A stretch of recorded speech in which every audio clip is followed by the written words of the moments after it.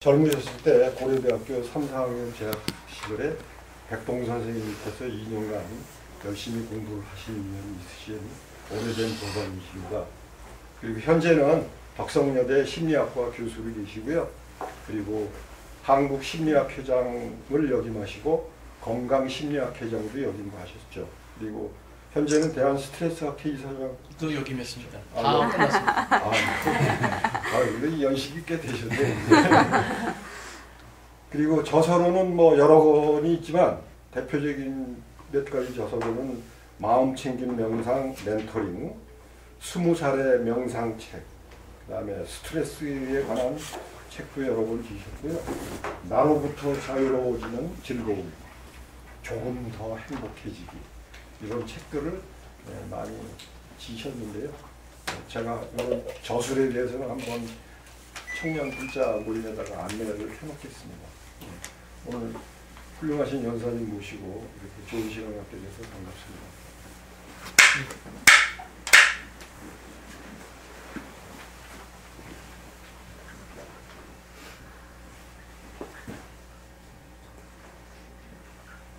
됐습니까? 예.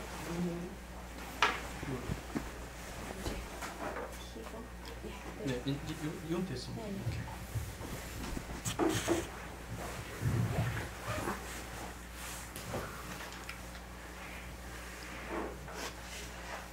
선배님께서 저 소개할 때 대학교 3, 4학년이라고 했지만 저 1학년 때부터 했습니다. 1977년 여름방학부터 방학 때는 꼭 내려왔던 걸로 기억합니다. 그래서 여름방학, 겨울방학, 그래서 77년부터 4년 동안 부산 남천동인가요? 예. 거기 부산에서 길을 많이 닦았습니다. 돌을 많이 닦았습니다. 저는 그 민경대 그 철학과에 계시던 민경대 선배님을 통해서 그때 민경대 선배님이 군대 마치시고 그래갖고 좀 저희랑 같이 공부하게 됐어요. 그래서 그 선배님 덕분에 이제 알게 돼서 그 뭣도 모르고 와서 그 뭐 어떤지도 모르고 그냥 잠도 안 재우고 그냥 한 일주일이죠? 일주일 넘게 아무튼 잠을 안 재우고 공부했던 기억이 나요. 뭣도 몰라서 그랬는지 뭐 그렇게 크게 어렵게 느끼지는 않고 공부를 잘했던 기억이 나고요. 그리고 처음에 왔을 때 지금도 아주 뭐 잊혀지지 않는 거는 그 백봉 선생님께서 최군 자네가 태양을 만들었네, 박군 자네가 지구를 만들었네, 이게 너무 황당한 얘기를 들어서 그게 잊혀지질 않아요. 근데 나중에 보니까 아 그렇겠구나 그런 생각이 들고, 제가 또 심리학적으로 공부해 보니까 심리학적으로 그렇겠구나 이렇게 오고, 그래서 꾸준히 왔는데 그 1학년 때 그 다녀가고 상당히 좋았어요. 그 잠을 못 잤음에도 불구하고 상당히 그 심신이 쇠락하고 좋았던 것 같아요. 왜 좋았는지 잘 모르지만 그 아마 좀 저한테 숙세 인연에 뭐가 이렇게 트리거가 됐는지 좋았던 것 같아요. 네. 근데 그 다음에 뭔가 좀 이상했어요. 좀 편치 않았어요. 모든 게 자연스럽지 않고, 그건 마치 적절한 표현을, 제가 뭐 철학을 잘 알지는 못합니다만 하이데거라는 사람이 제가 보기에는 제 그 당시의 심정을 가장 잘 표현했더라고요. 그래서 영어로는 이제 groundlessness, 이 ground가 제가 듣고 있는 땅이 groundlessness, 땅이 뭐라 좀 당연히 딛고 지내는 땅, 모든 것에 기반이 되는 이 땅 확실함, 이게 다 이제 허물어지는 느낌이었다고 할까요? 그래서 이제 한번 굉장히 고통스러웠죠. 그게 이 모든 게 자연스럽지가 않은 거예요. 모든 뭐 가치, 이런 모든 의미, 이런 것들의 체계가 쭉 이제 20살까지 쭉 형성해 왔던 그런 것이 다 이제 그게 이제 그라운드가 뒤집어지는 그런 거니까. 그래서 2학년 여름방학 때는 제가 좀 빨리 왔던 것 같아요. 한 달 정도 미리 와서 있었던 것 같아요. 워낙에 있던 때보다 좀 먼저 와서 좀 마당에 풀도 뽑고 선생님 뭐 이렇게 원고지도 좀 베껴드리고 했는데 제가 워낙에 글씨를 못 써갖고 이렇게 잘 시키지는 않으셨던 것 같아요. 그랬던 기억이 있고 그러면서 뭐 3학년 때는 조금 뭐 직연이 나는 소리 비슷한 얘기를 했던 것 같아요. 그때 보니까 어디 녹음도 있더라고요. 그때 그 선원에 이렇게 녹음 보니까 거기 그때 그 시를 다 바치라 그래가지고 저도 한 시를 한 2개 바쳤던 기억이 나고 엉덩이에 뿔 나겠다고 그렇게 하셨던 말씀 기억나고 그 말씀이 맞았던 것 같아요. 그 당시 좀 그러면서 대학교 4학년 때까지 이제 선생님 문화에서 공부를 했고 그 다음에 이제 대학원 들어가고 그러면서 그 부산에 내려올 기회는 없었던 것 같아요. 그러다가 제가 대학원 때니까 석사 때 81년인가 2년에 서울에서 한번 선생님이 강연회를 크게 하신 적이 있어요. 그래서 그걸 이렇게 뭐 좀 대대적인 홍보는 아니지만 주변에 이렇게 알려드렸던 기억이 나요. 그래서 그때 거기 어디였죠? 청계천 근처였나요? 보림사. 어디 정령. 예, 3일?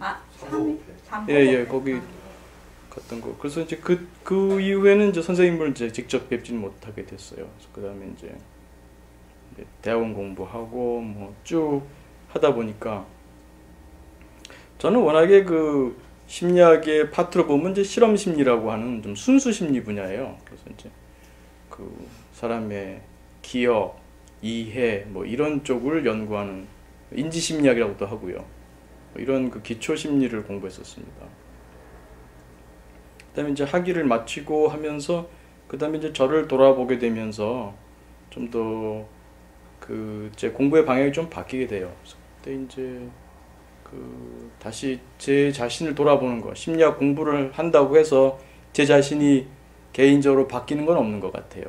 뭐 심리학을 했다고 해서 다른 사람의 마음을 더 잘 이해해 주는 것 같지도 않고 저 자신도 뭐 더 잘 아는 것 같지 않고 그래서 그 제 삶과 좀 직결되는 공부를 해야겠다. 그러면서 이제 제가 아까 소개 말씀 나온 대로 이제 건강심리학 교장도 했는데 건강심리학이라는 분야가 있어요. 뭐 스트레스 관리라든지 건강이나 이런 건데 그와 아울러서 그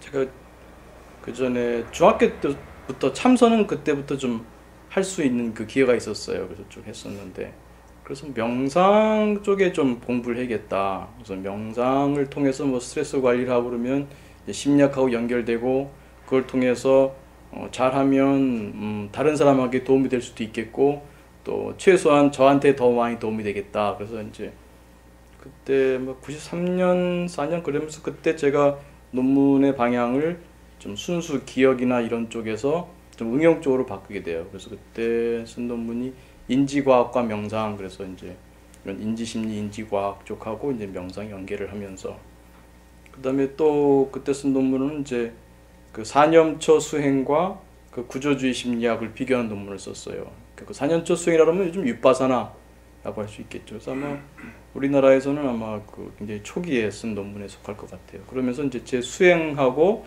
제 심리학자로서의 그 직업적인 삶하고 연결시키는 작업을 쭉 해오고 있습니다. 그래서 이제 그 제가 명상 중에는 마음 챙김 명상을 많이 하게 됐어요. 그래서 마인드풀니스 메디테이션이라고도 하고 그 마음 챙김은 그 팔리어로는 사띠라고 하죠. 그 사띠. 그러니까 마음 챙김 명상, 그 윗바사나라고도 하는데, 그러니까 그 저는 이렇게 이해하기는 그 사띠라고 하는 마음 챙김을 응용하는 프로그램이 여러 개 있는데 그 프로그램 중에 이제 초기 불교에서 발전시킨 게 이제 윗바사나. 또 모르겠어요. 지금 하는 윗바사나가 또 초기에 하던 건지는 잘 모르겠어요. 적어도 그 근대에 새로 좀 형성된 게 아닌가. 어쨌든 사띠라고 하는 마음 챙김을 가지고 그 테라바다 남방 불교에서 말하자면 요즘 말로 하면 프로그램화한 것이 윗바사나다 이렇게 볼 수 있고요. 그 다음에 이제 이런 그 사띠 이것이 이 마음 챙김 이것이 동북아시아에 전달은 된 것 같은데 그게 좀 묵조선 계통이었던 것 같아요. 그 다음에 그 조동종 이런 쪽으로 그 진행이 됐고 좀 북방불교에서는 재미를 별로 못 본 것 같아요. 특히 간화선 화두불교가 발전하면서 이쪽은 좀 약화된 게 아닌가 싶고 근데 남방불교에서는 쭉 이제 윗바사나 쪽으로 전달됐고 그것이 이제 미국으로 건너가서 그 사티 그 마인드풀리스 그 마음챙김 명상이 그 카바진이라고 하는 분 우리나라에도 몇 년 전에 오셨다고 하셨죠. 그분이 그걸 프로그래머했어요. 8주 프로그램. 그래서 이제 여러분 많이 들어보셨겠습니다만 MBSR이라고 그러죠. Mindfulness Based Stress Reduction Program. 그러니까 마음 챙김에 기반한 스트레스 감소 훈련. 그래서 그분은 원래 의사도 아니고 또 심리학자도 아니에요. 그분은 아마 뭐 생리학계통, 생화학 뭐 이런 쪽 과학 쪽의 이과에 박사를 하신 분이에요. 그리고 그분은 그 당시에 숭산 스님 제자였던 것 같아요. 나중에 알고 보니까 그러니까 숭산 스님 밑에서 그 선불교를 공부했어요. 그런데 그분이 그 매사추세츠 의과대학 병원에서 이 마음챙김 명상이라는 이 MBS라는 프로그램을 만들게 되는데 그때는 선불교적인 것보다는 남방불교의 마음챙김을 가져와요. 그게 아마 그 치료에 도움이 된다고 판단했겠죠. 그래서 그 당시에 그분이 그 프로그램을 1979년부터 실시했는데 그것이 이제 쭉 그 미국 전체 뭐 병원 또 세계 전체로 이제 퍼져가고 있죠. 그래서 그 마음챙김이라고 하는 그 수행을 현대인들의 그 고통을 줄이고 또 잘하면 행복을 증진하는 그런데 접목을 했다고 할 수 있죠. 조금 전에 차를 마시면서 선 원장님하고도 잠깐 선 원장님 말씀하셨습니다만 부처님이 이 당시 지금 세상에 오신다면 그때 우리가 알고 있는 경전에 나오는 그런 식으로 법을 전하지는 않았을 수도 있겠다. 지금 보면 전혀 다른 모습이지 않겠는가. 그렇게 볼 때 아마 그 MBSR, 카바진의 MBSR은 말하자면 그 현대적 의미에서 불법을 전달하는 그런 방식이지 않았을까 그런 생각도 해봅니다. 물론 종교를 넣지는 않아요. 절대 그 MBSR에서는 특정 종교를 말하지는 않습니다. 그래서 어떤 종교도 관계없이 그 유익함을 얻게 한다. 그래서 그 당시 지금도 그렇습니다만 그 프로그램에 오는 사람들은 말 자체가 스트레스 감소 훈련이잖아요. 스트레스 감소 훈련. 마음챙김에 기반한. 그러니까 동양의 마음챙김이라는 명상을 통해서 결국 스트레스 감소의 목적이 있는 거예요. 뭐 미국 사람들이 불교를 알고 오겠습니까? 오히려 불교를 한다면은 미국은 이제 기독교의 나라니까 그렇게 좀 좋은 의미로 보진 않을 수도 있어요.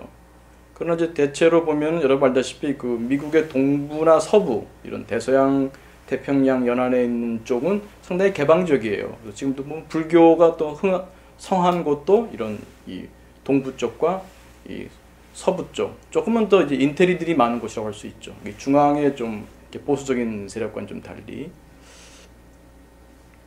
그래서 그 매사추세츠 의과대학 병원의 그 스트레스 리덕션 그 프로그램 만들었을 때 보면은 그 오는 분들이 이런 분들이에요. 그러니까 만성 통증.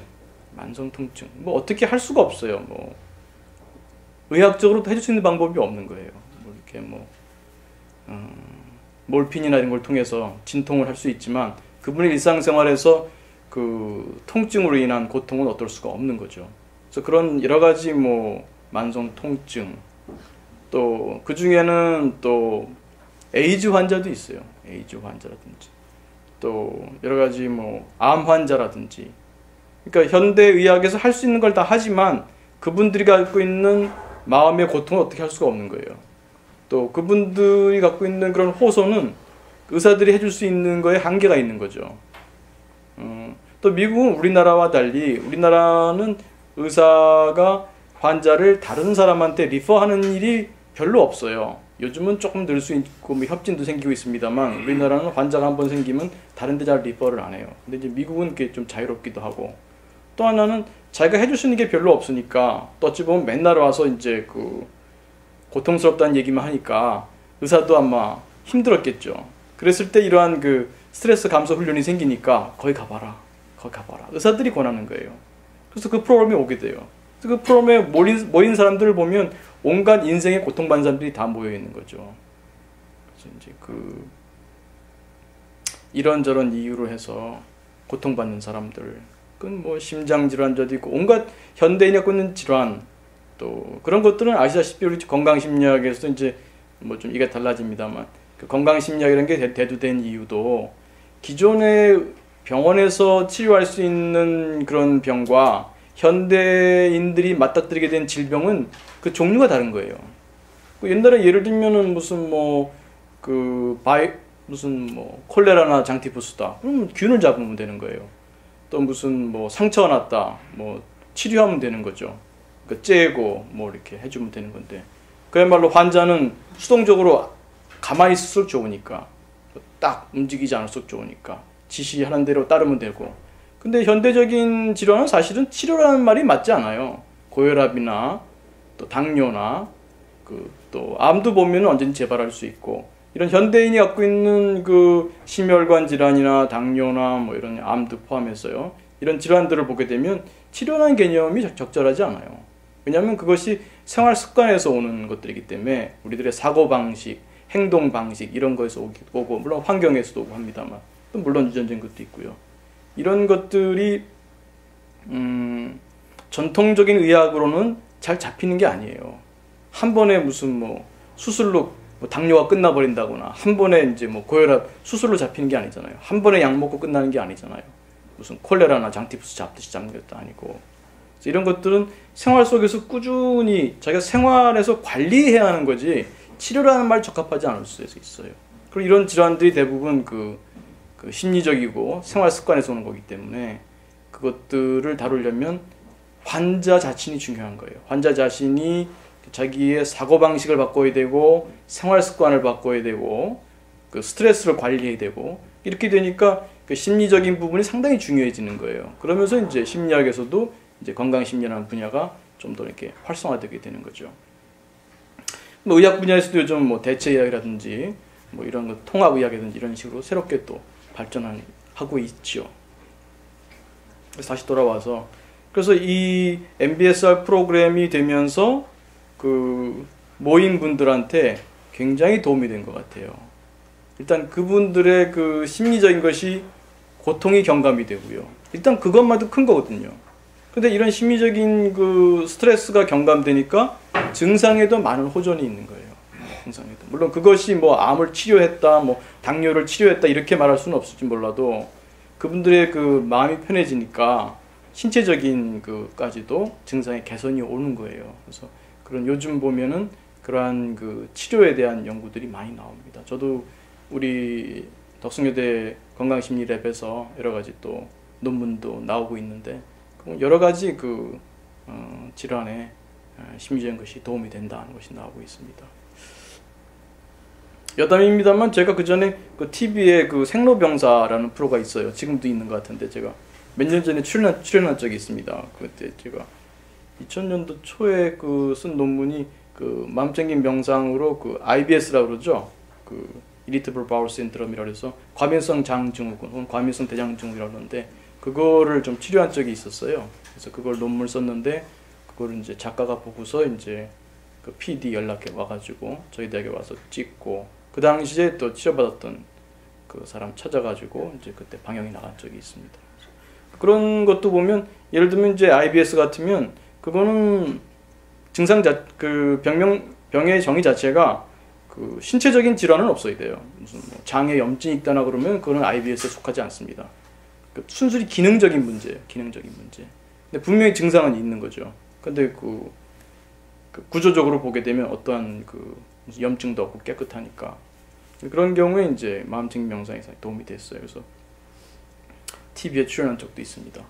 그래서 여하튼 이러한 그 동양의 수행을 위해서 개발되고 발전한 이런 명상이 현대에는 현대인의 질병을 관리한다거나 아까 말씀드린 대로 치료라는 말보다는 관리라는 말이 더 적절한데 질병을 관리한다거나 또 스트레스를 관리한다거나 이런 데 도움이 되니까 꼭 굳이 내가 생사 문제를 해결하는 어떤 그 삶의 그 철학적인 종교적인 그런 의미가 아니라 자신의 일상생활 속에서의 스트레스를 고통을 줄이고 조금 더 행복해지고 싶다 이런 관점에서 이 명상 혹은 불법이라고 할까요?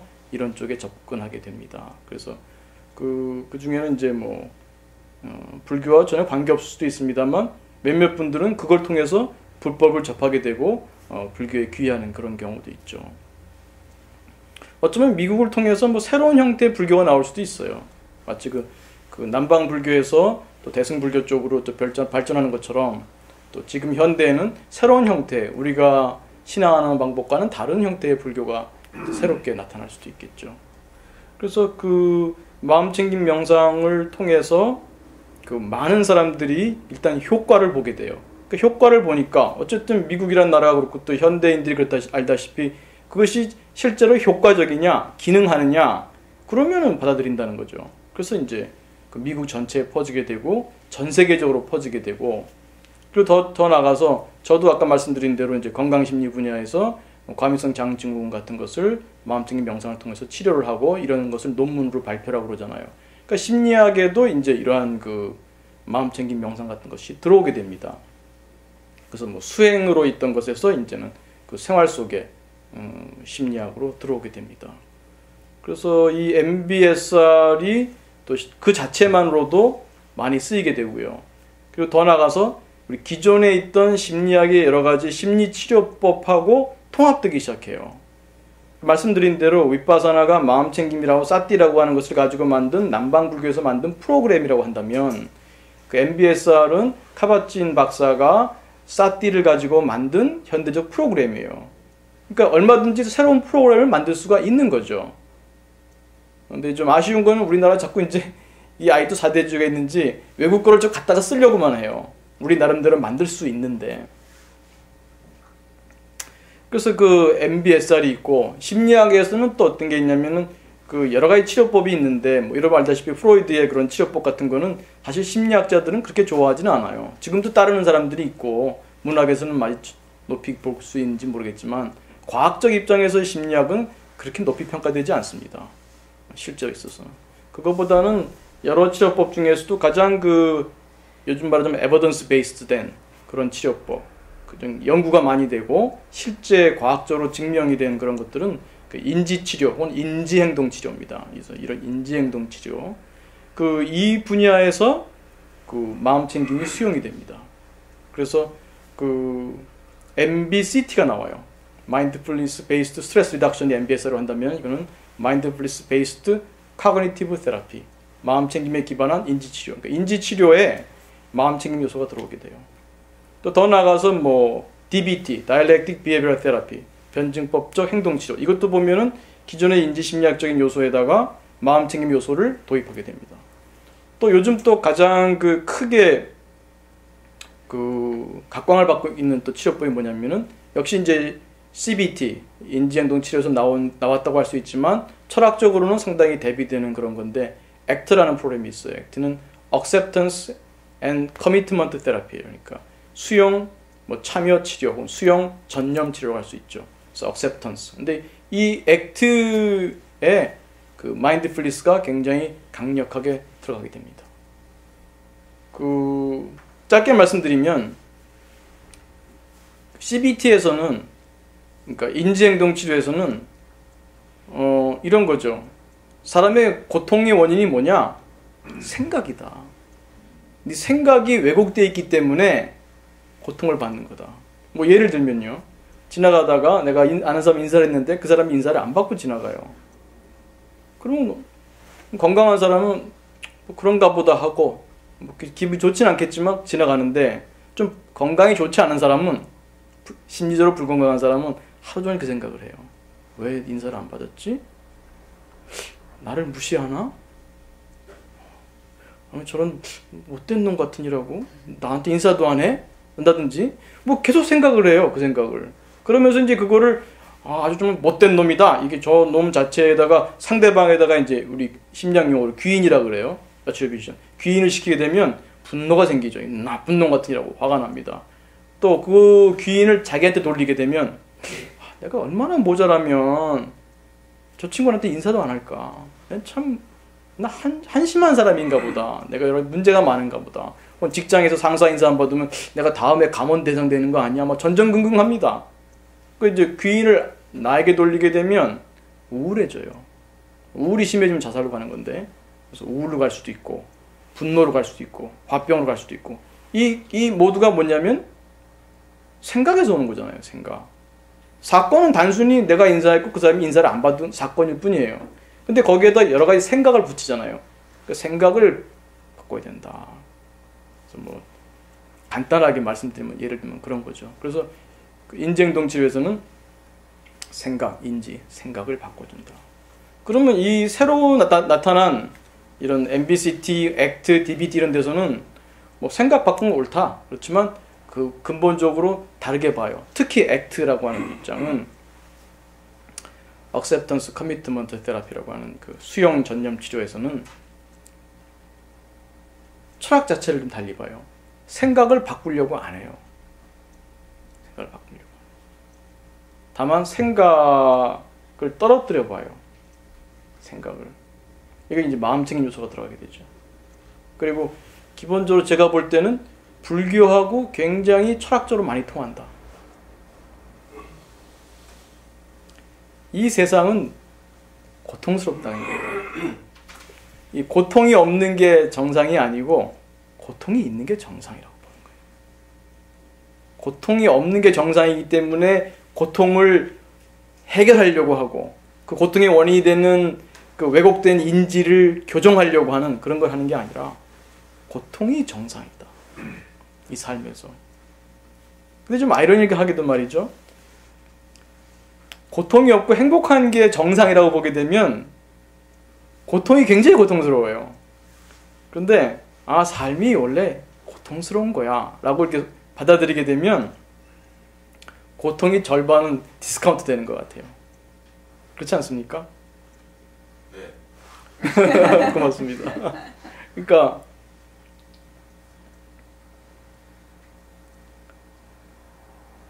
문제는 그 부처님 표현을 하자면 두 번째 화살이에요. 부처님께서 두 번째 화살을 맞지 말라고 그랬어요. 우린 삶에서 첫 번째 화살을 피할 수는 없어요. 다. 누구나. 아무리 돈 많은 사람도, 아무리 권력이 많은 사람도, 오바마도, 이건희도, 누구도 첫 번째 화살은 피할 수가 없어요. 살면서. 그 작은 스트레스든 큰 스트레스든 삶에서 피할 수 없죠. 문제는 두 번째 화살을 맞지 마라. 그걸 가지고 이제 받아들이지 않게 되면 두 번째, 세 번째 인생의 고통이 시작되죠. 뭐 예를 들면 뭐 부부가 오랜만에 남편이 바쁜데 일요일 날 그래도 좀 시간을 내서 영화를 보기로 했어요. 영화 예매도 하고 그래서 딱 만나기로 했는데 갑자기 그 회사에서 급한 일이 생겨서 이제 남편이 그 일을 처리하다 보니까 늦게 오게 됩니다. 늦게 오게 되니까 이미 영화표는 이제 날아간 거예요. 그랬을 때 그 부인이 어떤 그 행동을, 태도를 보일까요? 일반적으로는 굉장히 화가 나겠죠. 내가 어떻게 해서 오랜만에 만든 기회인데 저 인간이 또 무슨 회사에 충성한다고 이 나와의 약속을 이렇게 어기고 말이지 늦게 온단 말이죠. 그 화가 나잖아요. 혼자라도 보면 안 됩니까? 아, 그럴 수도 있겠네요. 시간 안 되면 뭐 할 수 없지. 내 혼자 가서 보면 돼. 네, 그러니까 선 원장님은 두 번째 화살은 맞지 않으실 거예요. 근데 보통 사람들은 이제 화를 내면서 기다리게 돼요. 그러니까 이런 자기가 계획했던 대로 안 되는 거, 이게 첫 번째 화살이죠. 그러니까 누구나 생활 속에서 다 경험해요, 일상생활에서. 자기가 계획한 대로 안 되는 건 다반사입니다. 근데 그랬을 때 이제 그걸 수용, acceptance. 있는 그대로 받아들이고, 그 다음에 화를 한번 낼 수도 있지만 오래 가지 않는 거죠. 그 대신에, 뭐 예를 들면 현명한 사람이라면 그건 이제 뭐 표는 날아갔지만, 그걸로 해서 화를 내게 되고 싸우고 그러게 되면 둘이 뭐 헤어지어서 나오고 뭐 따로 가고 그러면 2차, 3차로 화가 나잖아요. 그래서 며칠 동안 뭐 얘기도 안 하고 그런 부부도 있단 말이에요. 그러면 작은 어찌 보면 크지 않은 뭐 2만 원 정도의 손실이고 영화표 2장 날리고 근데 그것 때문에 며칠을 고생한다면 이게 더 큰 거 아니겠어요? 근데 사람은 이제 그렇게 간다는 거죠. 근데 이제 그걸 수용하게 되면 그럼 거기서 끝나는 거예요. 오히려 또 뭐 그래? 그럼 뭐 그 내가 대신에 뭐 또 남편이 또 미안하니까 뭐 또 뭐 좋은 무슨 뭐 귀걸이라도 하나 선물할 수도 있고 아니면 다른 재미있는 걸 찾을 수도 있을지 몰라요. 근처 한강에 가서 둘이 자전거 타는 두 사람 타는 자전거를 타볼 수도 있고 새로운 재미를 찾을 수도 있어요. 그 하나의 첫 번째 스트레스를 통해서 우리 영화를 그냥 보게 됐다면 뭐 평소처럼 영화만 보는 그러한 루틴한 즐거움밖에 없었을 텐데 오히려 그 회사 일 때문에 영화표를 날리게 됐기 때문에 새로운 재미를 찾을 수도 있는 거예요. 그거를 받아들일 수 있었다는 사람이라면 오히려 그 위기가 기회가 되는 거죠. 새로운 재미를 찾는 거죠. 아, 그래서 영화가 아닌 다른 즐거움을 찾게 될 수도 있죠. 그래서 이것처럼 뭐 제가 너무 단순한 예를 들어서 그렇습니다만 굉장히 복잡한 예들도 마찬가지고요. 있을 때 그런 고통을 그냥 받아들이는 거예요. 고치려고 하는 게 아니라. 그럼 어떻게 하느냐? 그 생각을 고치려고 하기보다는 그 생각을 그냥 바라보는 거예요. 그게 생각인 줄 아는 거예요. 이 부분이 마음챙김이에요. 마음챙김이라고 하는 것은 있는 그대로 보는 거잖아요. 있는 그대로. 마음챙김은 있는 그대로 보는 거예요. 질문인데요. 네. 그러면 그 상대방이 그런 아까 잘못된 행동 때문에 2만 원이 날아갔고 네. 고통이 계속 지속되지 않습니까? 근데 그런 것들이 계속 반복되는 건 어떻게 해야 돼요? 계속 그래요. 아, 그 남편이 네, 계속. 그 다음에도 또 약속 올리고. 네, 네. 아, 계속 자전거 탈 수 있어요. 그래도 그게 어쩔 수 없는 일이라고 이해가 된다면 다른 재미를 찾아봐야겠죠. 그리고 남편을 바꿔야 되지 않습니까? 그것도 한 방법이 될 수 있습니다. 남편을 바꾸는 거. 남편을 바꾸게 되면은 이제 좀 공사가 크죠. 네, 너무 고통일 수도 있으니까. 그건 자기가 현명하게 판단해야겠죠. 그래서 그 마음챙김이라고 하는 것은 제가 모두의 그걸 먼저 말씀드렸어야 되는데 마치 모두 아신다는 생각하고 지나가 버렸네요. 그러니까 마음챙김은 있는 그대로 보는 겁니다. 있는 그대로. 그래서 그 사념처에서 그 네 가지 사념, 그 념이 사띠의 그 번역어죠. 한자식 번역인데 그 지금 금자에다가 마음 심자, 염자. 그러니까 지금 마음, 바로 지금 현재 마인드가 있는 거죠. 마음 있는 그대로 현재의 마음. 사념천 네 개 할 때는 신수, 심법, 몸, 어떤 수, 심, 마음, 법. 이걸 요즘 말로 하자면 꼭 대칭은 안 되는데 요즘 말로 말하자면 감각, 또 우리의 정서, 우리의 생각, 우리의 욕구 이런 마음의 요소를 보는 거예요. 그러니까 우리는 일반적으로 밖을 보는데 마음챙김은 그 모든 것을 내가 일으킨 것으로 보고 그거를 바라보는 거죠. 내 마음을. 그래서 이 방금 설명드린 액트에서도 보면 이런 용어를 써요. 마음에서 세상을 보는 게 아니라 마음을 본다는 거예요. 그러니까 화가 날 때 그 내가 화가 난 그 마음에서 남편을 보고 세상을 보는 게 아니라 화가 나는 그 화의 마음을 본다는 거예요. 그게 마음챙김이에요. 그러니까 일반적으로는 마음챙김을 배우기 전에는 마음챙김을 하는 사람은 드물어요. 그러니까 인간이 갖고 있는 독특한 기능인데 이건 뭐 사고하는 것은 뭐 원숭이도 비슷하게 초기적인 걸 할 수는 있어요. 그러나 마음챙김은 저는 마음챙김이야말로 인간과 다른 종을 구분하는 특징이 아닌가. 그럼에도 불구하고 인간으로 태어나서 죽을 때까지 마음챙김을 뭔지도 모르고 한 번도 사용하지 못하고 죽는 사람들도 굉장히 많죠. 그래서 저는 이 마음챙김이야말로 가장 인간인만이 할 수 있는 독특한 기능이다. 바로 자기의 마음을 보는 거죠. 근데 이것이 그 숙고를 한다거나 뭐 이렇게 반성하는 거하고는 좀 달라요. 또 그 비슷한 것 중에 나쁜 것은 이제 그 반추라는 게 있어요. rumination, 반추. 곱씹는 거죠. 아까 말씀드렸던 그 인사 안 하고 지나간 예 같은 경우에도 이렇게 하루 종일 반추를 해요. 반추. 그럼 더욱더 고통스럽게 되죠. 이런 것이 마음챙김은 아니에요.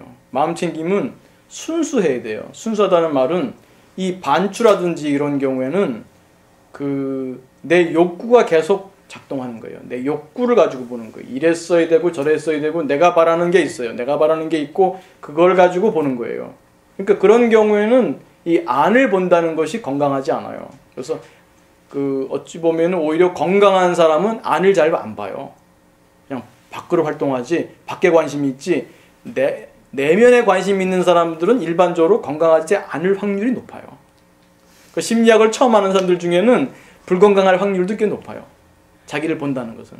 건강한 사람은 자기를 잘 안 봐요. 근데 자기를 보되 방금 말씀드린 대로 마음 챙김으로 나를 볼 수 있다면 이건 정말 로또죠.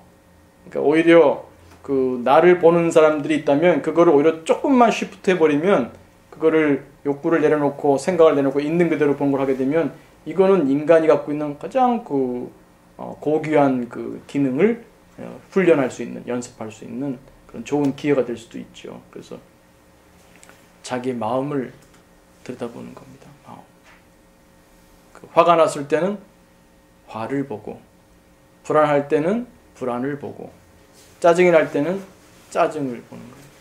그러니까 그 심리학 용어로 저는 그 마음 챙김을 그 bear meta attention 이렇게 표현합니다. 순수한 상위주의, 순수한 상위주의. 사띠 마음 챙김은 attention이에요. 주의를 주는 거예요. 주의를 주는데 우리의 평상시의 주의는 이런 주의죠. 다 자기 욕구로 봐요. 예를 들어서 20대 아름다운 아가씨가 지나간다. 5살짜리 남자애가 볼 때는 이렇게 보겠죠. 저 누나가 나한테 초콜릿을 줄까 안 줄까 그렇게 봐요. 그러니까 20대 총각이 본다면 저 여자와 같이 데이트한다면 내가 얼마나 멋질까 뭐 이렇게 보겠죠. 또 성적인 것도 그렇게 자기 욕구대로 보잖아요. 50대 주부라고 한다면 제가 며느리감으로 괜찮을까 이렇게 보겠죠. 보는 게. 그러니까 똑같은 20대 아가씨가 지나가더라도 자신의 욕구에 따라 다르게 봐요. 그러니까 어텐션이 내가 주의를 주는 방식이 달라요. 그러니까 우리 말하자면 불교식 말하면 일체유심조죠. 자기 마음에 비춰서 자기 마음의 욕구가 보는 거예요. 심리학 용어로는 스키마 드리븐 프로세싱. 스키마라고 하는 내적 자기의 도식, 인지, 동기, 욕구, 생각의 덩어리인 그런 스키마를 가지고 세상을 보는 거죠. 그런데 그거를 보라는 거죠. 마음 챙김은. 그러면은 이제 그게 이제 일종의 나의 조건 지어진 대로 나는 세상을 본다 이렇게 말해도 되지요. 그렇죠. 조건 지어진 거는 유전적으로 갖고 태어나는 것도 있고 어렸을 때부터 살면서 내가 이제 그 학습을 통해서 만들어지는 그거를 갖고 있죠. 그러니까 이제 수행이라고 하는 것은 그 자기의 체계를 보고 그 체계를 변화시키는 일이라고 할 수 있겠죠. 체계. 그래서 그 마음 챙김을 통해서 자기의 욕구와 생각을 보게 돼요. 그전에는 내가 이 세상의 일들, 남편, 또 자식, 또 회사, 동료 이런 모든 세상의 일들을 나와 무관하게 내가 그거를 알고 있다고 했는데 내가 경험하는 남편, 자식, 직장 상사, 세계가 내 마음에 투영이 되는 거구나를 알게 되면 내 마음을 자꾸 볼수록 그게 내 마음의 문제에서 본 걸 알게 되고 그걸 통해서 그게 생각일 뿐이구나. 저 세상 자체가 아니라 내 생각이구나. 그러니까 아까 인지행동 치료에서는 생각을 바꾸려고 한다면 이런 새로운 흐름에서는 마음 챙김을 수용하는 새로운 치료법에서는 그냥 그 생각을 생각으로 봐요. 생각이구나. 생각. 그러니까 그 액트라고 하는 그 수용 전념 치료에서는 이런 그 마음 챙김적인 수용과 함께 그 C의 요소가 그 커미트먼트 이게 이제 참여라고 할 수도 있고 전념이라고 할 수 있는데 커미트라는 거예요. 내가 인생에서 가치 있는 행위에 커미트해라. 커미트. 그러니까 불교식으로 말하면 보살의 서원을 세우고 실행하라는 거예요. 실제로 보면 내가 헤이스를 제가 만나진 않았습니다만 헤이스가 2009년도에 APA 제가 그때 가지는 못해요. 2008년도 갔었는데 2009년도인가 그때 그 APA의 그 발표하기로 한 그 키노트 어드레스 제목이 그 Soldier of Compassion이라는 용어를 썼어요. 말하자면 자비의 전사라는 개념이죠. 그러니까 이 심리 치료자들이 자비의 전사가 돼서 이어쩌고저쩌고 하는 그런 내용인 것 같아요. 그러니까 그 용어 자체가 warrior of compassion. 자비의 전사. warrior라는 soldier of warrior of compassion. 자비의 전사라는 말씀은 바로 관세음보살이 되라는 거 아니겠어요? 보살이 되라는 거죠. 그러니까 그분의 그 액트를 제가 보면 제가 그렇게 봐서 그런지 모르겠습니다만 상당히 불교적인 게 많이 들어있어요. 그 용어 자체도 보면 좀 불교적이고 그 고통을 정상으로 보는 그 기본 자체도 그동안 심리학자들은 항상 고통을 해결하려고만 해왔는데 고통이 없는 게 정상이라고 보고 정상으로 보내기 위해서 고통을 치료하려고만 했는데 고통을 수용하려고 한다는 건 이건 철학적인 굉장한 코페르니쿠스적인 전환이죠. 이건 굉장히 불교적인 접근이라고 할 수 있어요. 그래서 그리고 방법론에서도 그 마음 챙김을 통한 수용을 강조하고 그리고 커미트먼트 네 이 삶에서 가치 있는 행위를 나가라는 거예요. 그건 요즘 또 이제 심리학의 흐름 중에 긍정심리 접근이 있는데 긍정심리에서는 문제 자체를 해결하려기보다는 그 사람이 갖고 있는 건강한 거에 포커스를 두고 거기를 살려나가는 거예요. 그러니까 저는 그런 비유를 들어요. 목욕탕에 곰팡이가 자꾸 펴요. 그럼 닦아요.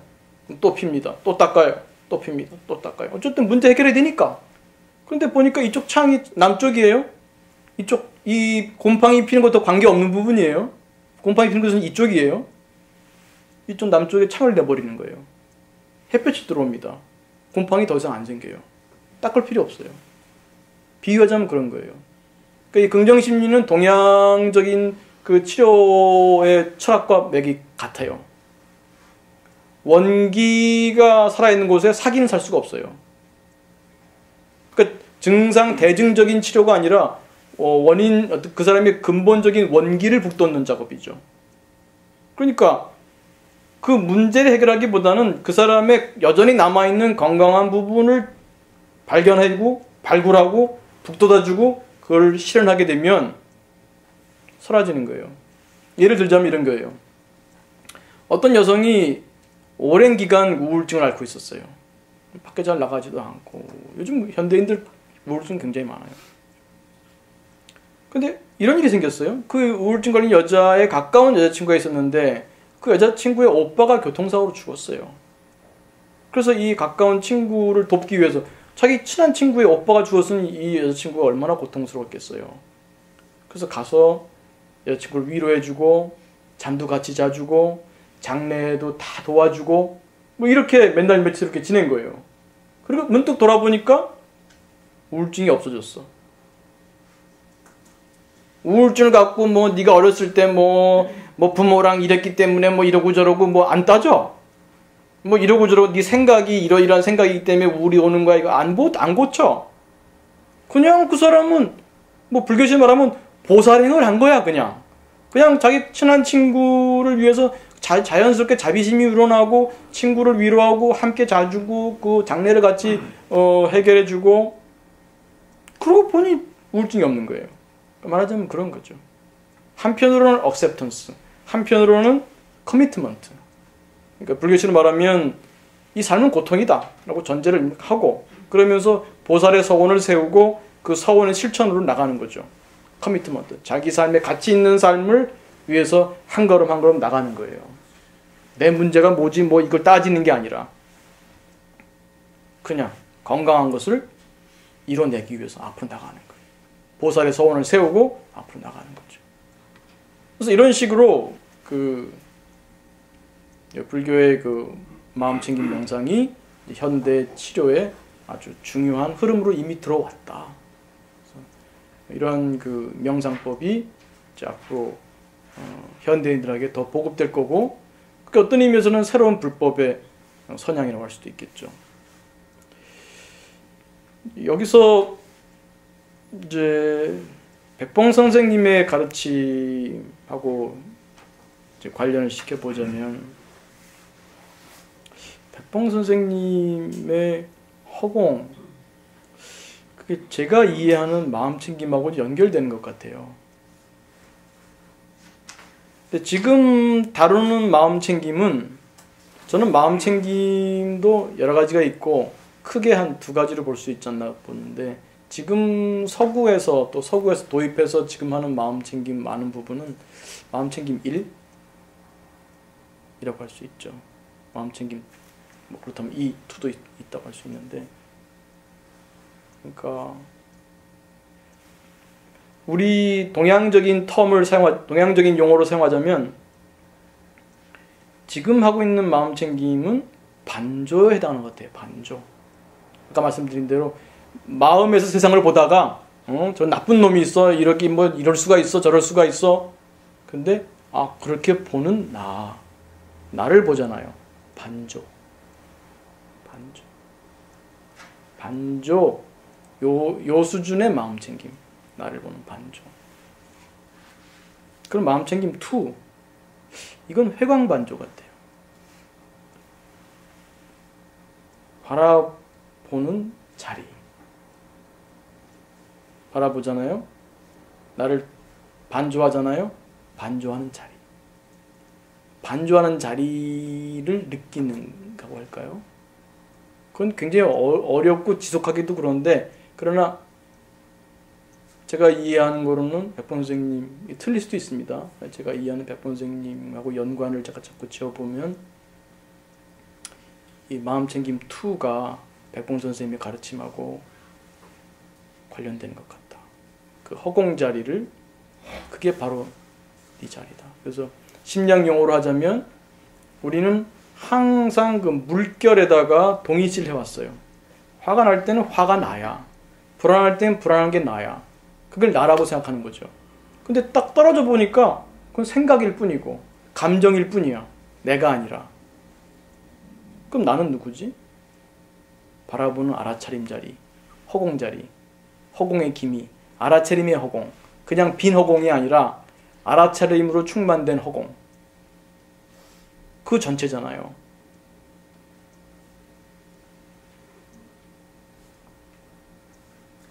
여기 있는 이 모든 것이 제 알아차림이잖아요. 제 허공이잖아요. 이 모든 것이 제 허공이고 제 알아차림이고. 근데 물론 일상생활 속에서는 잊어버리죠. 이 디스바디가 이 몸뚱아리가 이제 나라고 생각하고 이제 지내죠. 그러나 시간을 내서 자주 그 허공 마음 챙김. 그 1차적으로는 반조 마음 챙김을 하면서 나에 대해서 좀 더 깊어지고 나로부터 집착이 좀 떨어지면서 동시에 그 자리를 느끼다 보면 마음 챙김 2, 허공, 이제 말하자면 저는 허공 마음 챙김이란 말을 쓰는데 그 허공 마음 챙김, 알아차림의 허공 마음 챙김을 그 새로운 동일시죠. 그러니까 저는 수행이라고 하는 것은 새로운 동일시를 하는 거다. 이 에고적인 나도, 이 물결적인 나도 나라는 것을 인정해주고, 그러면서 이 물결 전체의 물자리, 이 물자리 역시 난데 물결로만 살아가니까 이 물자리를 놓치지 않으려고 하는 새로운 동일시 훈련. 이거에 대해서도 나라고 하는 걸 자꾸 이렇게 느끼려고 하는 동일시 훈련이 필요하지 않은가. 왜냐하면 우리가 어렸을 때부터 너무 이 개화적인 거에 익숙했기 때문에 이것만이 나라고 생각해 오기 때문에 그것이 일어나는 그 자리가 나구나. 어찌 보면 그걸 참나라고도 부르기도 해요. 법신이라고도 하고 참나라고도 하는데 뭐 참나다 가라고 가릴 필요 없이 이것도 나고 이것도 나고, 그러니까 이런 나를 자꾸 상기해서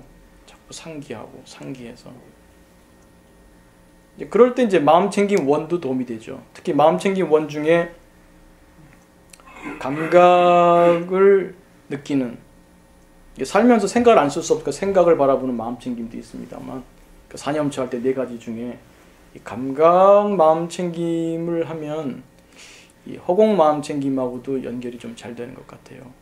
이 생각이 이미 개입하면서 바라볼 때는 이게 생각이라는 거에 우리 주의라고 하는 것이 우리 멘탈 리소스, 정신자원을 투여하는 거기 때문에 거기에 굉장히 정신자원이 많이 가요. 그래서 이 나 자신의 회광반조하기가 어려워요. 근데 생각을 하지 않고 예를 들면 걷기라든지 설거지라든지 청소라든지 뭐 이를 닦는다든지 샤워를 한다든지 이런 그 간단한 행위를 할 때 그 행위와 감각에 이렇게 지켜보게 되면, 그러면 이제 생각이 줄어드는 데서 오는 첫 번째 효과, 생각이 줄어드는 데 오는 마음의 안정, 또 신체적 건강의 증진, 이런 것이 함께 따라오게 되고,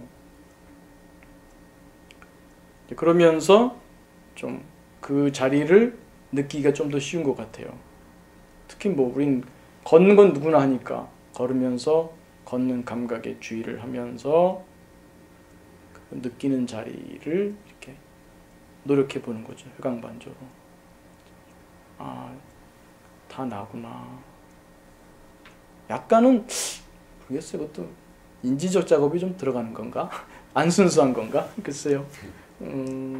근데 그 작업도 좀 필요한 것 같아요.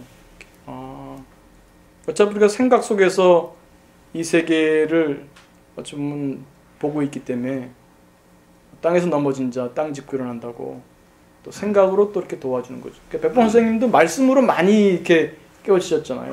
그러니까 그렇구나, 그렇지, 이게 나구나, 그래, 이 탁자도 나구나, 그래, 이 컵도 나구나, 바닥도 나구나, 하늘도 나구나, 이렇게 다 나구나.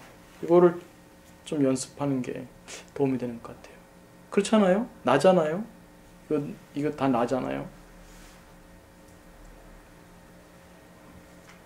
저 난도 나고 나잖아요.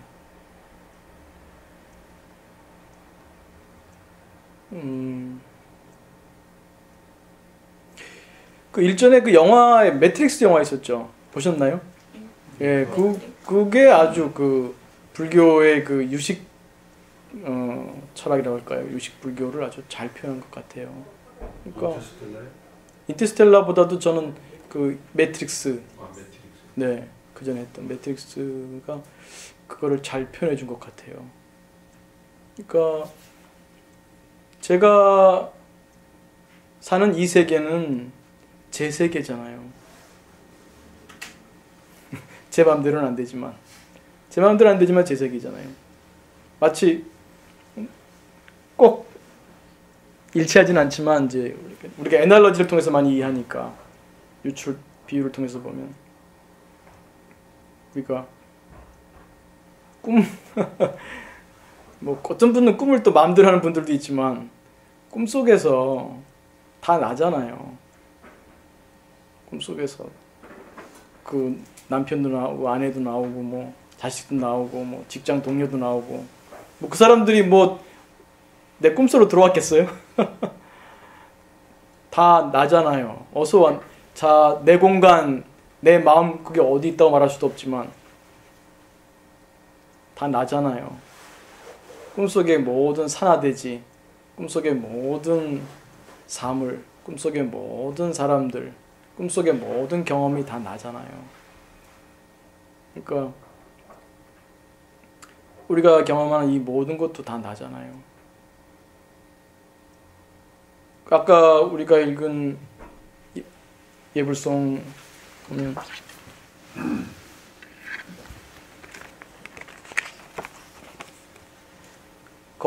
부처님 거울 속에 제자의 몸은 제자의 거울 속에 부처님에게 되돌아 귀의하는 이치를 알면 부처가 부처 이름 밝히심이네. 예.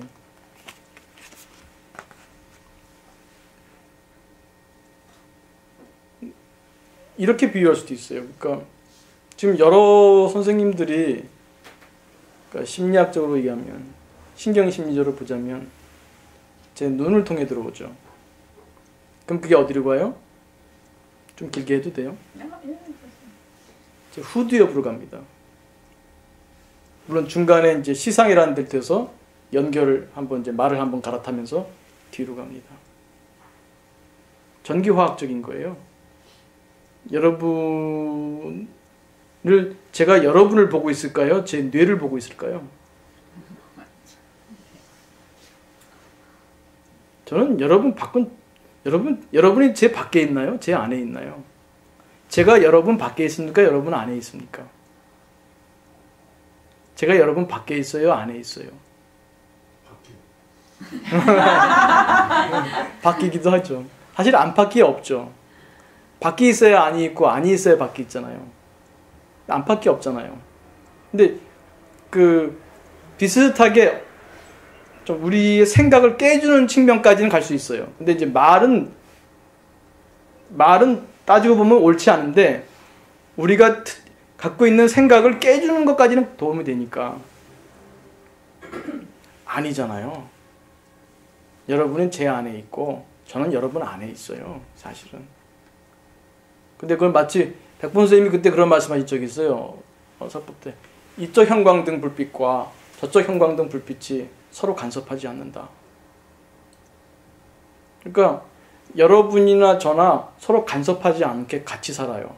근데 사실은 전부 여러분 내 세계 속에 있고 저는 또 여러분 세계 속에 있는데 간섭하지 않고 살아요. 참 묘하죠. 여러분은 전부 내 세계 속에 있어요. 또 여러분은 또 이 많은 사람이 다 전부 여러분 세계 속에 있는 거예요. 근데 서로 간섭하진 않잖아요. 묘하죠.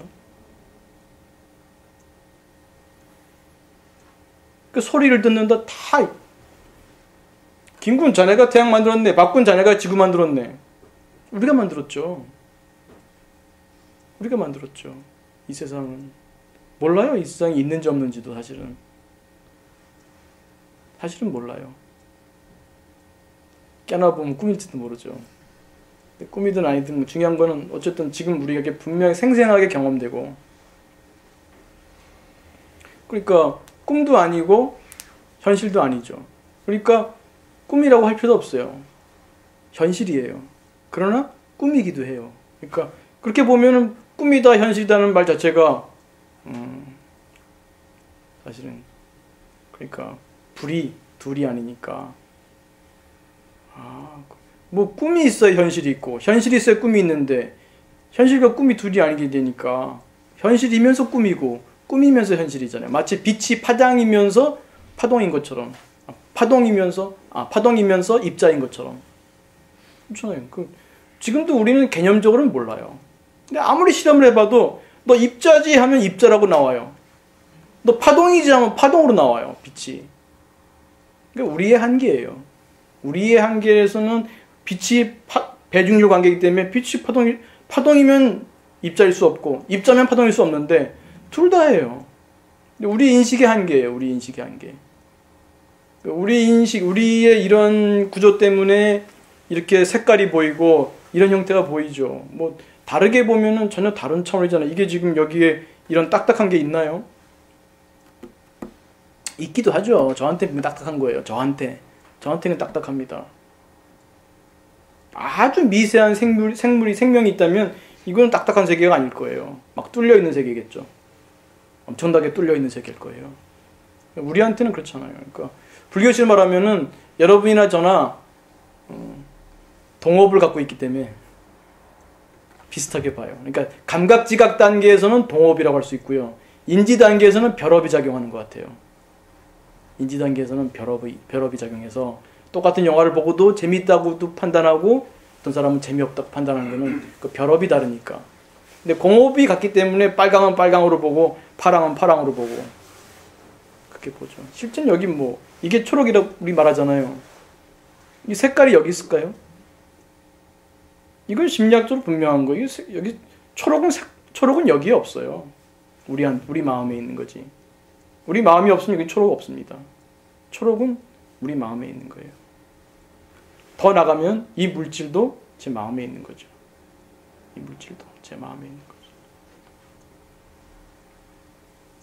어떤 사람들은 뭐 일부 그 자기개발서에서는 뭐 일체유심조가 마음 먹으면 모든 걸 이룬다 이렇게 해석하기도 하는데 그게 아니라 이 모든 세계 자체가 이미 내가 만든 거고 내 세계고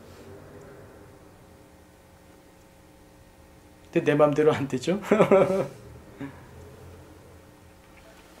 이 작은 나를 나라고 하니까 내 맘대로 안 된다고 말할 수 있겠죠. 근데 이 자체가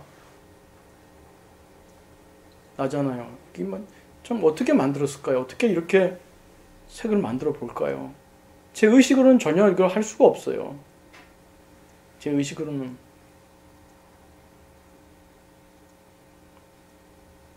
그래서 아마 기독교에서는 하나님이란 말을 쓴 것 같아요. 하나님이라고 해도 되죠. 그러니까 그거를 말하자면 하나님과 동일시하는 훈련이 수행이라고 할 수 있겠죠. 이 허공자리, 이 순수한 알아차림의 허공자리, 하나님 자리, 부처님 자리, 불성 자리와 자꾸 동일시하는. 그러니까 기독교에서는 그러잖아요. 이제부터는 내가 사는 것이 아니요, 뭐 예수가 사는 거고 하나님이 사는 거다. 그 동일시를 바꾼다는 거죠. 이 심리학적으로 말하면 이제는 에고로서 사는 거를 이제 내려놓고 이제 하나님과 동일시하며 살겠다. 그런 거라고 볼 수 있습니다.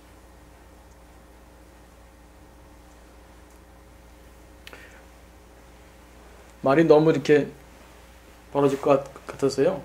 조금 하고 혹시 질문 있으면 질문은 좀 받고 이렇게 해서 제 나름대로 그러니까 현대 심리학자 입장에서 명상, 특히 마음챙김 명상이 어떻게 현대에 수용되고 있는가를 설명드렸고 그다음에 그것이 저희가 공부하는 백범 선생님의 가르침 공부와 어떻게 관련되는지를 한번 말씀드려봤습니다.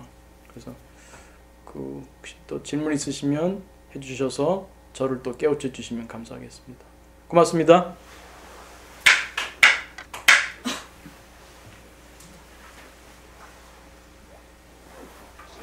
네. 네. 질문 있으면 하십시오.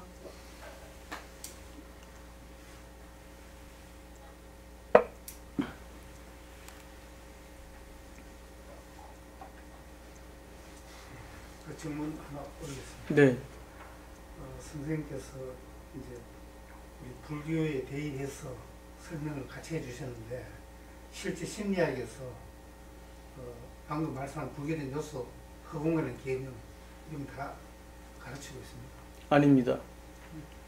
마음챙김의 경우에도 말씀드린 대로 제식 표현을 하면 마음챙김 원, 네, 마음챙김 원 정도가 다뤄지고 있지 마음챙김 2는 근데 제가 보기에 카바찌는 마음챙김 2도 아는 것 같아요. 왜냐하면 그분은 기본적으로 숭산 스님 밑에서 제자로 있었거든요. 그래서 그분도 이렇게 말하는 거 보면 그 유튜브 동영상도 보시면 아시지만 좀 북방 불교의 선사 스타일이에요. 그러니까 이렇게 조곤조곤 하는 이런 스타일이 아니라 이렇게 활수한 이런 느낌이 나죠. 그러니까 아마 그 가풍 자체가 그 사람이 공부한 불교가 아마 대승불교권이라서 선불교라서 그런 게 아닌가. 물론 이제 그분이 이렇게 프로그램을 할 때는 그 남방 불교의 마음챙김을 갖고 왔지만 그래서 그 허공 이런 거 안 들어가 있고요. 그게 저 나름대로는 뭐 숙제처럼 생각하면서 그거를 마음챙김 2를 그러면 어떻게 관련시킬 수 있을까? 그래도 비교적 아까 MBCT, 뭐 DBT, 뭐 액트 중에서도 액트 좀 길게 말씀드린 액트가 그래도 좀 마음챙김 2에 가깝게 갈 수 있는 요소가 있지 않나 그런 생각을 합니다.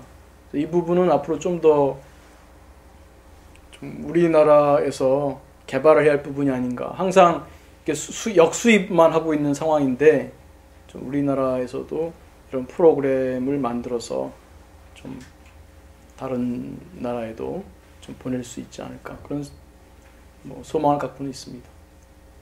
질문 있습니다. 네. 마음챙김 원만 계속 하다 보면 2가 자동으로 되는 겁니까? 그럴 수도 있지 않을까 싶기도 해요. 그러면 2를 굳이 생각할 필요 없지 않습니까? 근데 그거를 알려주면 더 빨리 될 수도 있잖아요. 오늘 반조를 하다가 문득 그 반조하는 자리를 느낄 수 있겠죠.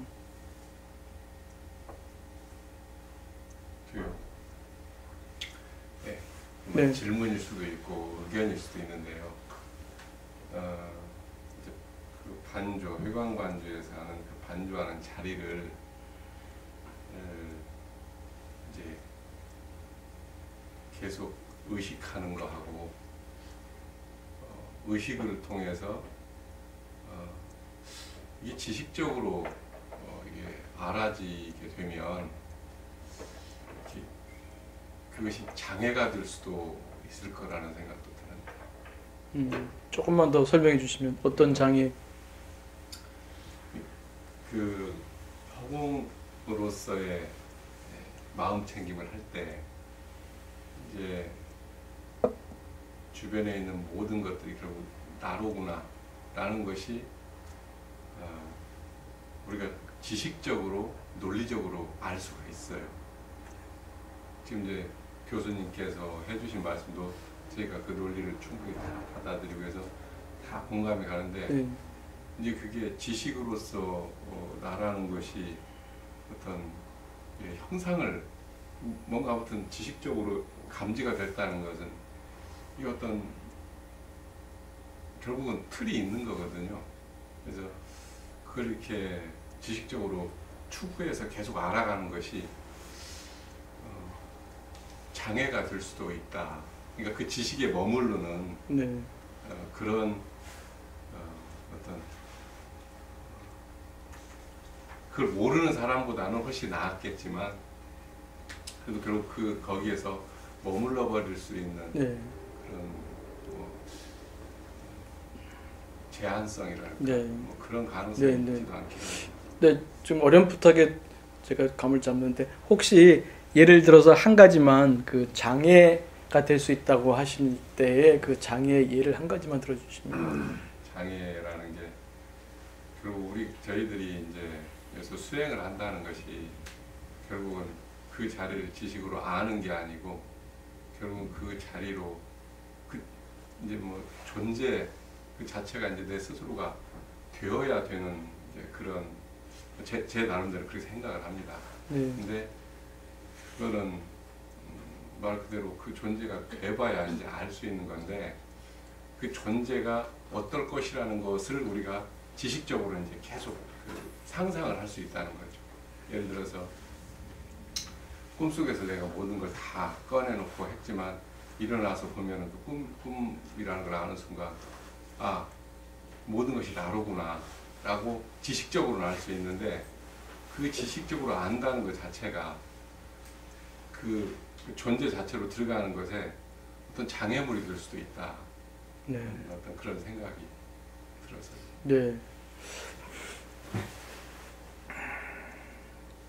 비슷한 지금 우려일 수도 있는데요. 저도 가지고 있는 우려가 뭐 말씀 들어보시고 일치하는지 아니면 좀 다른지 다시 말씀해 주시면 고맙겠는데요. 잘못하면 좀 위험하지 않을까. 이 허공 마음 챙김이 잘못하면 좀 위험하지 않을까 하는 마음은 있어요. 그거를 좀 준비되지 않았을 때는 이렇게 내놓는 게 위험할 수도 있다는 제 나름대로 생각은 있습니다. 너무 엄청나잖아요. 파장이 어찌 보면 이게 제대로 준비되지 않은 사람한테는 그러면 막 살아도 된다는 거냐 이게 이런 우려도 있고요. 그래서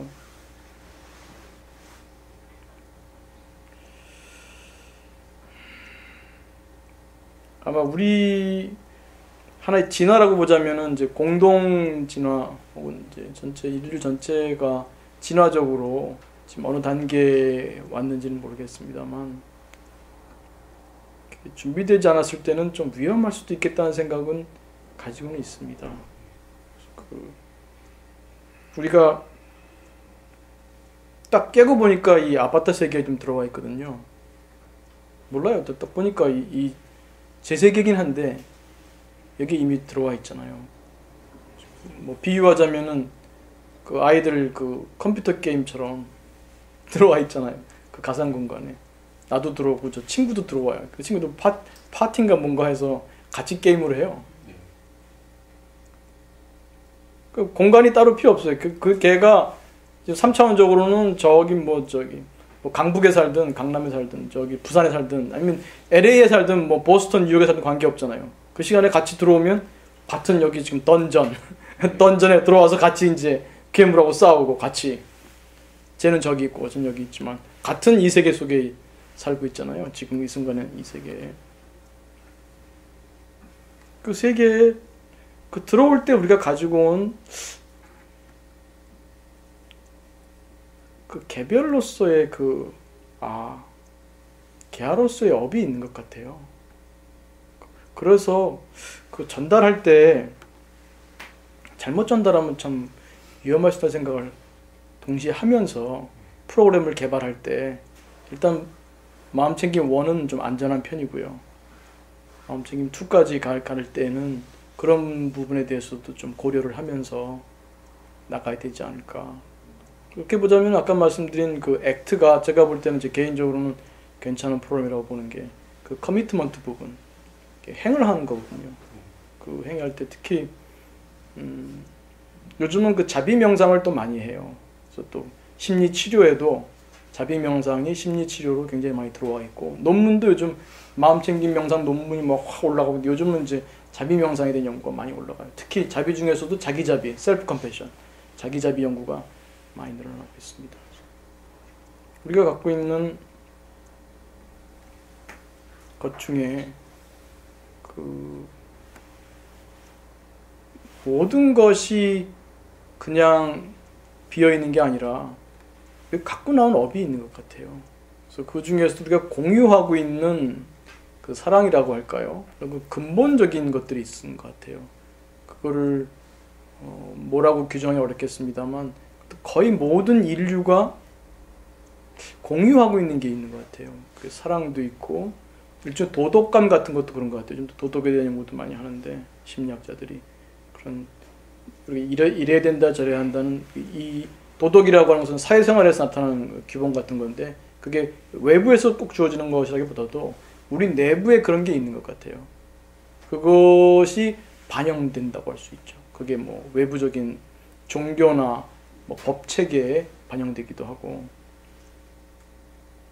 내면에 있는 게 마치 뭐 칸트가 얘기한 것처럼 우리가 세계를 보는 것은 우리 나름대로 가지고 있는 그 틀을 가지고 세계를 본다라고 한다면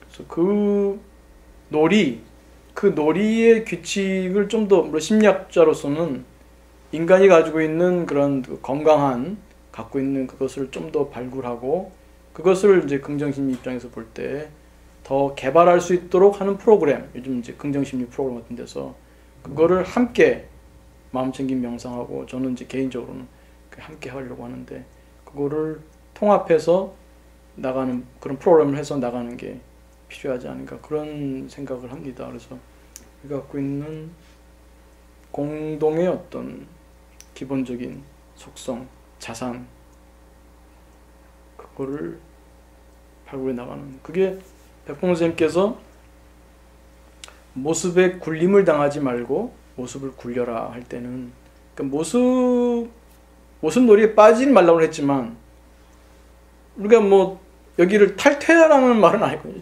지금 아파트 게임하고 있는데 탈퇴 그냥 나가라는 것은 아니거든요. 네. 게임을 잘 해라. 근데 이게 게임인 줄 알고 이렇게 뭐 여기에 이렇게 일희일비하지 말고 그 어찌 보면 영웅적 삶, 보살의 삶 모르겠습니다.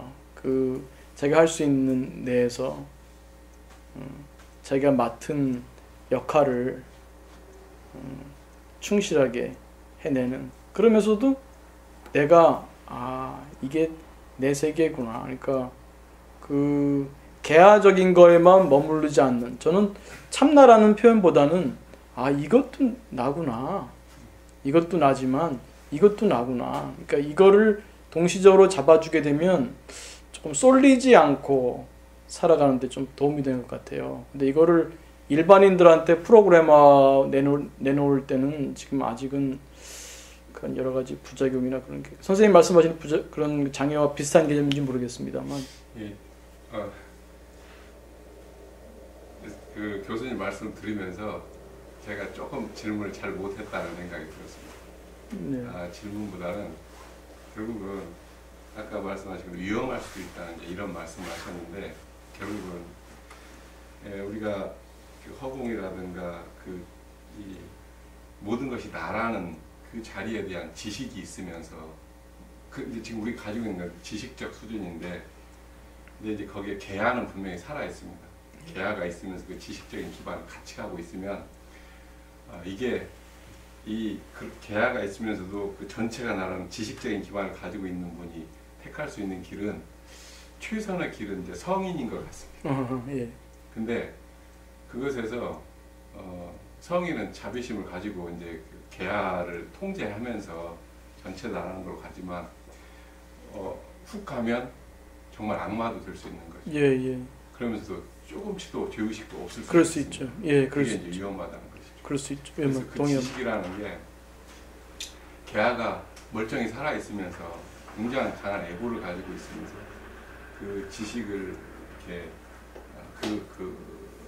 내가 전체가 나라는 그 식을 두 개가 추구한다는 것은 분명한 한계가 있지 않느냐.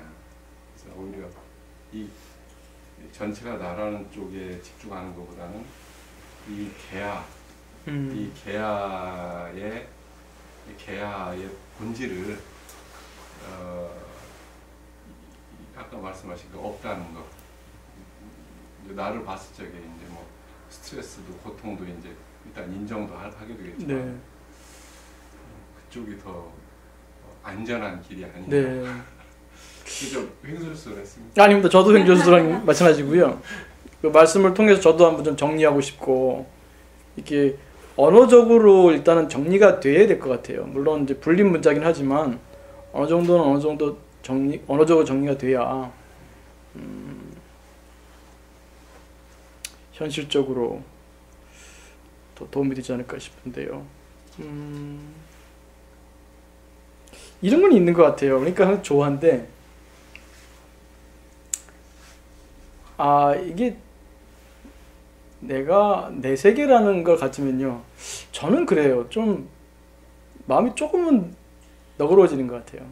그리고 좀 더 친근해지고요. 사람들. 왜냐면 여러분의 모습 자체가 다 제가 만든 거니까 제 작품이잖아요. 여러분이 여러분처럼 보이는 거는 저기 때문에 제가 여러분을 그렇게 보고 있잖아요. 그러니까 어찌 이렇게 다 다르게 만들어낼 수가 있을까? 제가 외람됩니다만 저는 솔직히 여러분의 본래 면목은 뭘까요? 여러분의 참 얼굴은 뭘까요? 모르잖아요. 지금 가면 쓰고 역할하고 있잖아요. 어찌 보면 지금 역할을 하고 있잖아요. 근데 그 재밌는 거는 그게 제가 만들었다는 거죠. 제가 만들고 제가 놀잖아요. 물론 여러분은 여러분이 만들고 노니까 이게 참 뭐라고 말하기 개화적이면서 전체고 근데 적어도 분명하게 말할 수 있는 것은 느낄 수 있는 것은 여러분의 모습, 말, 그 모든 거는 어쨌든 제가 만든 거라는 거죠. 그게 제 개화적인 차원에서 고통을 주더라도 어떤 때는. 근데 이런 조금 이게 내가 만든 세계라는 것은 관점이 조금 있으면 근데 그 훈련이 필요한 것 같아요. 이제 우리 선 원장님 말씀 자꾸 이제 실감 하시는데 그게 하루에 끝나는 게 아니라 그거는 진짜 숙달을 해야 될 것 같아요.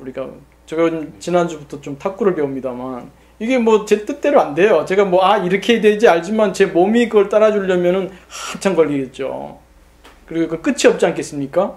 숙달에 있어서 마찬가지로 이 마인드의 운용, 마인드라고 하는 것을 운용할 때도 이것도 하나의 기술인데 끝이 없다고 봅니다. 근데 그걸 자꾸 연습하면 화가 나는 일이 좀 줄죠. 또 내가 만든 저런 역할을 하고 계시네. 저렇게 막말을 하고 있네. 뭐 이런 게 조금은 근데 그 훈련이 좀 되면 조금 그런 경우가 많아지겠죠. 아주 심한 경우는 그게 안 되겠지만 막 불같이 나도 화가 나겠지만 자꾸 습관이 되면 그거를 볼 수가 있으니까 이게 저도 보고 이 전체의 퍼스펙티브가 자꾸 그 새로운 동의시가 크면 그런 좀 너그러워진다고 할까요? 그런 게 그 사람 한 사람이 외람된 표현도 다 이쁘잖아요. 그러니까 정말 다 한 사람 한 사람이 다 이쁘잖아요. 요즘 이상하게 문화적으로 자꾸 뭐 섹시한 것만 남자나 여자나 섹시한 것만 뷰티하다고 자꾸 추구하는 게 좀 문제긴 하는데 그냥 그거 떼고 이제 보면 정말 한 사람 한 사람이 다 아름다운 걸 알 수 있잖아요.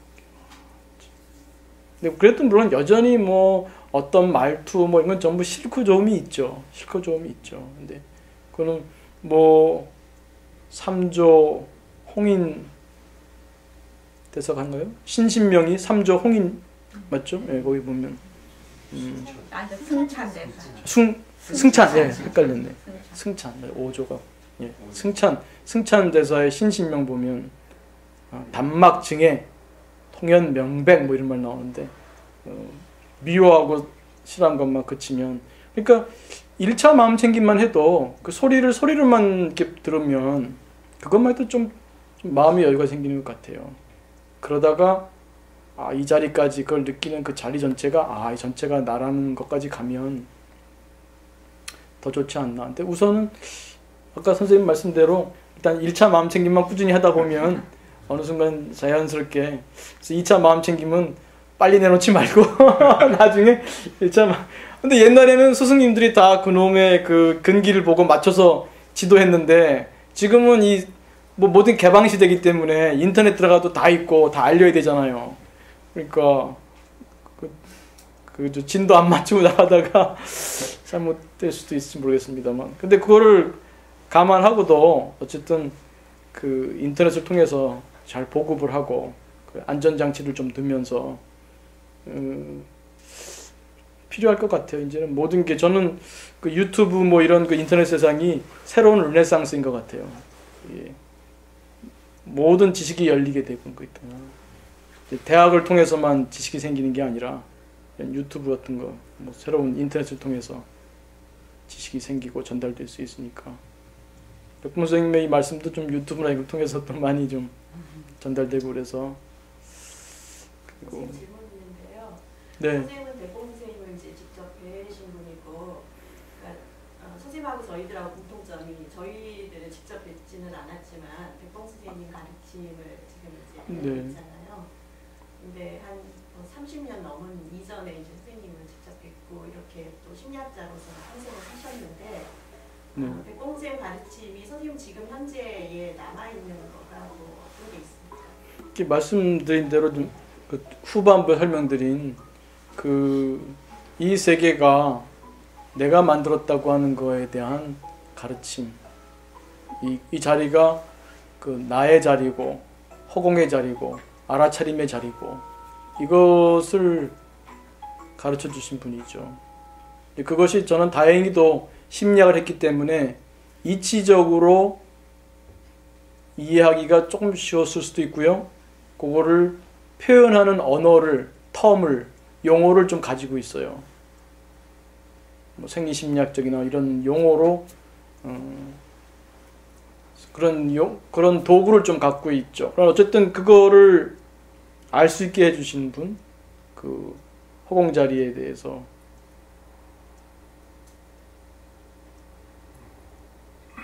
네, 자꾸 또 들으면서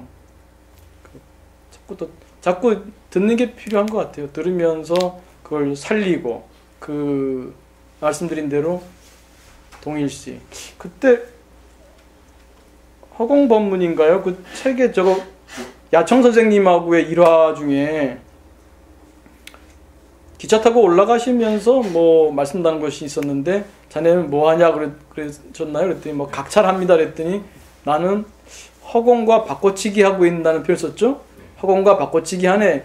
제가 심리학자로서 표현하자면은 허공 동일시를 하고 계시구나. 그것도 선생님도 계속 끊임없이 허공 동일시 훈련을 하시는구나. 그러니까 한 번의 깨침으로 끝나는 게 아니라 계속 그런 그 연습을 해야 되는구나.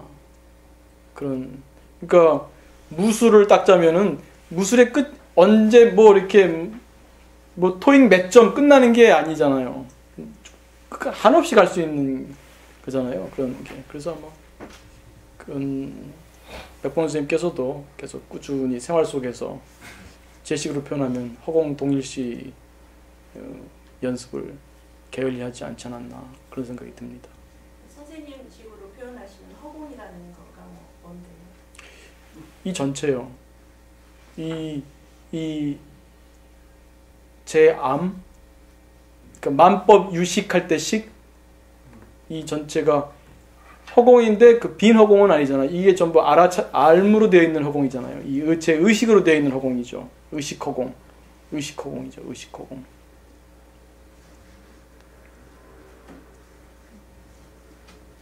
예. 좋은 말씀 잘 들었습니다. 저도 제가 지금 질문하는 인사를 드리는. 이게 보통 이제 저도 여기 와가지고 이제 공부를 하고 있지만 뭐 이렇게 허공이라든가 뭐 이런 쪽으로는 아직 마음이 깊이 와닿지는 않습니다.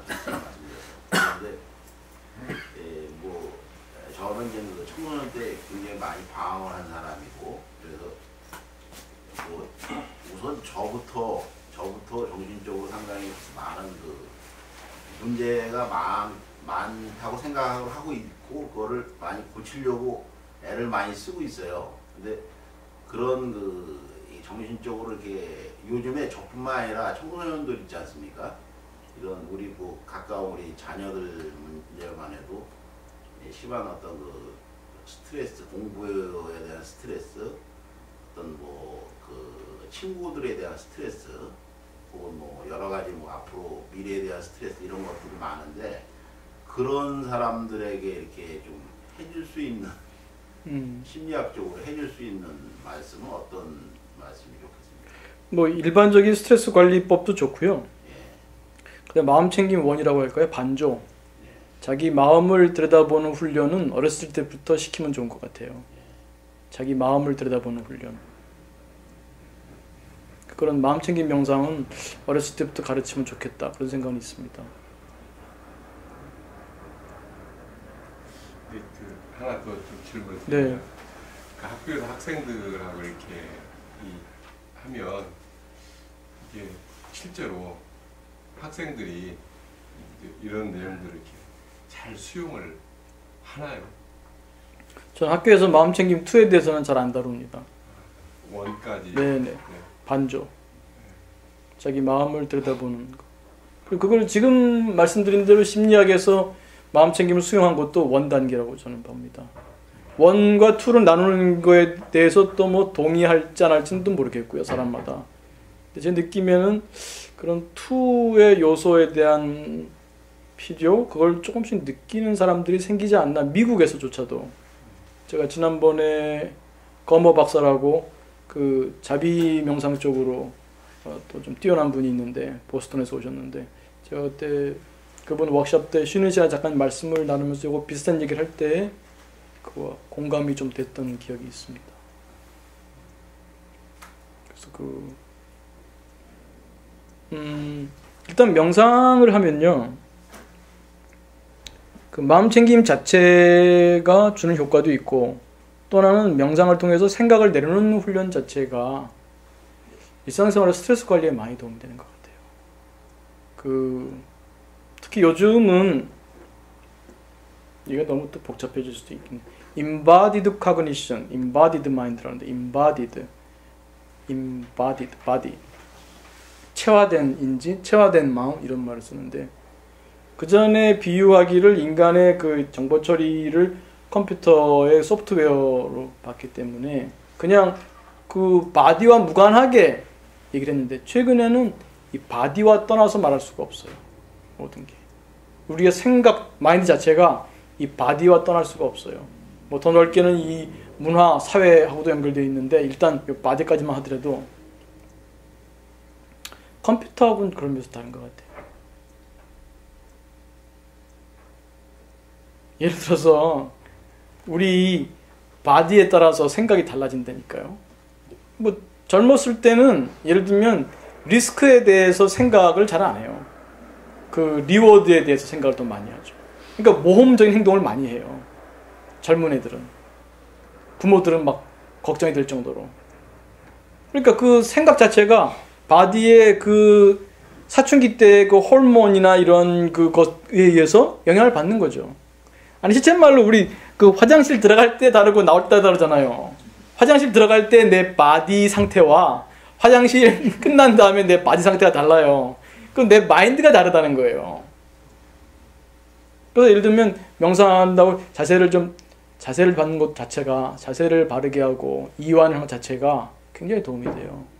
심리학에서는 명상법을 도입하기 전부터 이완법을 많이 가르쳤어요.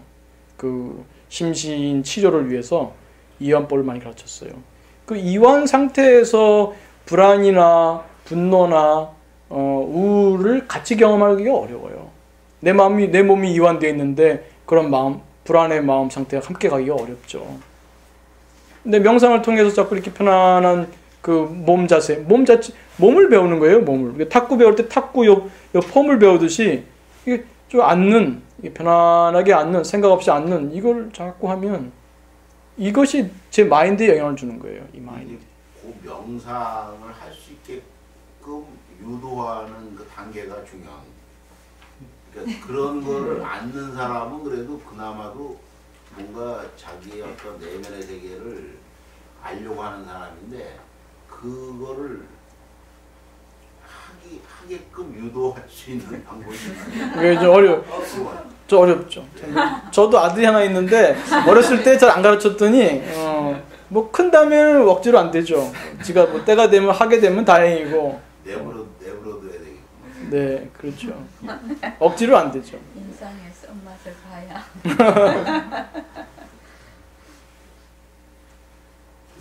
네. 아까 그 뭐 좀 병 고치셨다. 네. 과민성 장증후군. 네. IBS. 그거 말고 다른 것도 이렇게 고칠 수도 있어요. 뭐 그전 카바진 연구에서 보게 되면 뭐 건선 이런 것도 치료한 것도 있고요. 저희 랩에서는 이제 기능성 소화장애 같은 것도 치료한 적이 있습니다. 그러니까 그 위는 깨끗한데 문제가 없는데 소화가 잘 안 되는 분들이 있어요. 그건 이제 심리적인 것이고 스트레스성인데 그런 것도 좀 완화된 쪽도 있고. 어떻게 하는지 조금만 가르쳐 주시면. 마음 챙김 명상, 호흡 마음 챙김 명상과 함께 네. 평상시에 그 마음 챙김의 자세를 자꾸 연습을 해요. 네. 예를 들면 IBS인 사람들의 특징은 거기에 꽂혀 있는 거예요. 처음에는 무슨 스트레스 받는 일 때문에 뭐 설사가 왔다고 해봐요. 그럼 그 다음에는 올까봐 걱정을 하는 거예요. 긴장을 하고. 사람이 그 왜 큰 시험 앞두고 왜 그 화장실 자꾸 들락거리게 되잖아요. 그것처럼 스트레스 받으면 그런 반응이 생겨요. 예를 들면 스트레스 반응의 대표적인 게 이제 교감신경이 항진되는 거거든요. 지금 내가 지금 자연 상황에서 맹수를 만났는데 내가 지금 여유 있게 지금 소화할 때가 아니에요. 내가 잡아먹게 내가 소화될 수도 있어. 그런 상황에서는 이제 교감신경이 확 활성화되면서 심장 빨리 뛰고 뭐 그 당을 빨리빨리 분해해서 혈액에 집어넣고 뭐 숨도 가쁘게 쉬면서 산소를 빨리 보내고 이산화탄소를 배출해야 되고 뭐 이런 작업들을 그럴 때 뭐 소화는 올스톱이죠. 뭐 들여다볼 수 있다면 이 장기가 아마 하얗게 되겠죠. 창백하게. 이런 것들 반응인데 근데 이제 우리 현대에서는 그런 맹수 만나는 일은 별로 없죠. 대부분 심리적 스트레스죠. 중요한 것은 심리적 스트레스에 대해서도 우리는 똑같이 반응한다는 거예요. 우리가 과거에 맹수를 만났을 때와 그 위협과 심리적으로 경험하는 위협을 같게 경험하는 거예요. 그러니까 몸은 똑같이 반응해요. 필요 없이. 내가 그 자연 상황에서 맹수를 만나면은 교감신경 흥분되는 게 정말 필요한 일이에요. 진화적으로 필요한 기제예요. 그래야 빨리 뛰어서 도망가거나 어떻게 싸워서 이기거나 최대한 에너자이즈 시켜야 되는데 그게 지금 내가 심리적인 스트레스의 경우에는 사실은 그게 오히려 반대의 캄다운 돼야 되는데 그러니까 현대인들은 명상이라는 게 필요하죠. 왜냐면 심리적인 위협에 대해서도 똑같이 신체가 반응하니까 불필요하게 부정적으로 그러니까 그런 거를 하면 또 그리고 이제 아까 말씀드린 대로 그 꽂혀 있게 되는데 그에 대해서 그게 내 생각이구나 그 생각이라고 하는 것에 대해서 좀 떨어져 보게 되면 좀 자연스러워져요. 그래서 IBS도 보면은 남자보다는 여자가 많아요. 물론 생물학적 차이도 있을지 모르지만 여자가 남자보다 똥에 대해서 좀 민감하거든요. 남자들은 좀 편안한데 여자들은 똥에 대해서 좀 불편하잖아요. 그러니까 그게 더 꽂힐 수밖에 없어요. 그래서 그 여자들이 좀 더 많아요. 남자보다. 그래서 그거에 대해서 갈 수도 있죠. 그러니까 그런 IBS는 크게 나누면은 설사형, 변비형, 설사변비 교대형 이런 것도 있는데 같이 모여서 얘기하면 서로 부러워해요. 설사형들은 변비형 막 부러워하고 변비형 설사형들은요 그 바깥에 대중교통 이용 못해요. 그렇죠. 언제 될지 모르니까. 그런 사람들은 예를 들면 지하철 이용하면 지하철에 화장실을 다 꿰고 있어요. 어디 역에는 화장실이 어디 있고 역 바깥에 있는지 안에 있는지 뭐 등등 잘 알고 있고 뭐 남편이 뭐라 하지 자가용 아니면 여행도 못 가고 회의할 때도 문간에 있어야 되고 영화 볼 때도 가운데가 아니라 문간에 있어야 되고 잘 가지도 못할 뿐만 아니라 그러니까 생활에 지장이 많죠. 꽂혀서 그래요. 그냥 저는 그렇게 표현해요. 그 인연이 있어서 온 놈을 그냥 냅둬라. 저항하지 말고, 그러니까 두 번째 화살을 맞지 말라는 거예요. 첫 번째는 어떤 스트레스 때문에 왔어. 그런 증상이. 근데 그냥 냅두면 2년이 다음 갈 텐데 내가 계속 관심을 보여. 내가 사랑하는 것도 관심이지만 미워하는 것도 관심이거든요. 내가 주의를 준단 말이에요. 지금 여러분한테 1분 동안만 하얀 북극 검색하지 마세요. 그럼 성공할까요? 대부분 실패해요. 제가 말 안 했으면 1시간이라도 생각 안 해요. 하지 말라 그러니까. 그 하지 말라는 게 모니터가 되면서 주의가 간다고요. 주의가. 그러니까 그거에 대해서 자꾸 꽂혀 있잖아요. 그러니까 액트에서 그 커미트먼트에 초점을 두는 게 그 증상보다도 증상 아닌 거에 또 포커스 두면 에너지가 증상에 갈 필요가 없거든. 내가 증상에 자꾸 에너지가 가니까 그 증상이 사라지지 않는 거예요. 내가 자꾸 관심을 가지니까 냅두면 그냥 갈 텐데 2년 따라 왔다 그냥 갈 텐데 내가 자꾸 관심을 가지니까 걔가 못 나가는 거예요. 의식이라는 무대에서. 그러니까 거기서 이제 붙잡혀가지고 사는 거죠. 그럼 아까 우울증도 그래서 치료되는 거예요? 우울증도 거기에 좀 잡혀있죠. 내가 사실은 우울하면 안 된다는 생각을 내려놓으면 좀 빨리 치료될 수 있어요.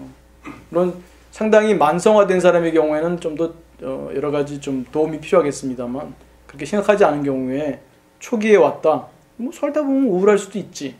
삶은 우울할 때도 있는 거야. 그리고 내 삶을 살아요. 설거지도 하고 남편 뒷바라지도 하고 아이들 뒷바라지도 하고 그냥 살아요. 그러다 보면 가는 거예요.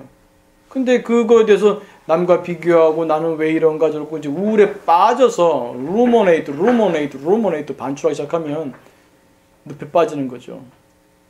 그 늪에 빠지는 비유가 있어요. 늪에 빠졌을 때 실제로 제가 동영상을 봤는데 나오려고 하면 더 빠져요. 나오려고 하면 몸이 자꾸 이렇게 수직으로 자꾸 힘이 가해져 갖고 더 깊이 들어가요. 나오려고 떨어지려고 하는 게 아니라 그 늪하고 하나가 돼야 돼요.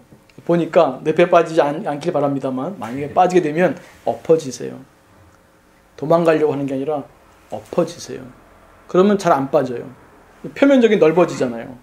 그러니까 쉽게 안 빠져요. 근데 우리는 무서우니까 도망가려고 몸을 세우고 그러잖아요. 그러니까 그럴수록 더 빠지죠. 근데 엎어져요. 그래갖고 기어 나오더라고요. 슬슬. 그러니까 주어진 것을 억셉트하는 게 굉장히 중요한 것 같아요. 억셉트하고 내 할 일 하는 거예요. 억셉트하고 내 할 일 해요. 그게 서원의 삶이면 더 좋겠죠. 무슨 일이 있든 난 내 서원대로 내 서원을 가서 위해서 살겠다. 오늘 죽으면 뭐 내일 지구가 망해도 나는 사과나무를 심겠다는 자세로 내일 죽어도 나는 가겠다. 그건 대단한 보살 아니겠습니까?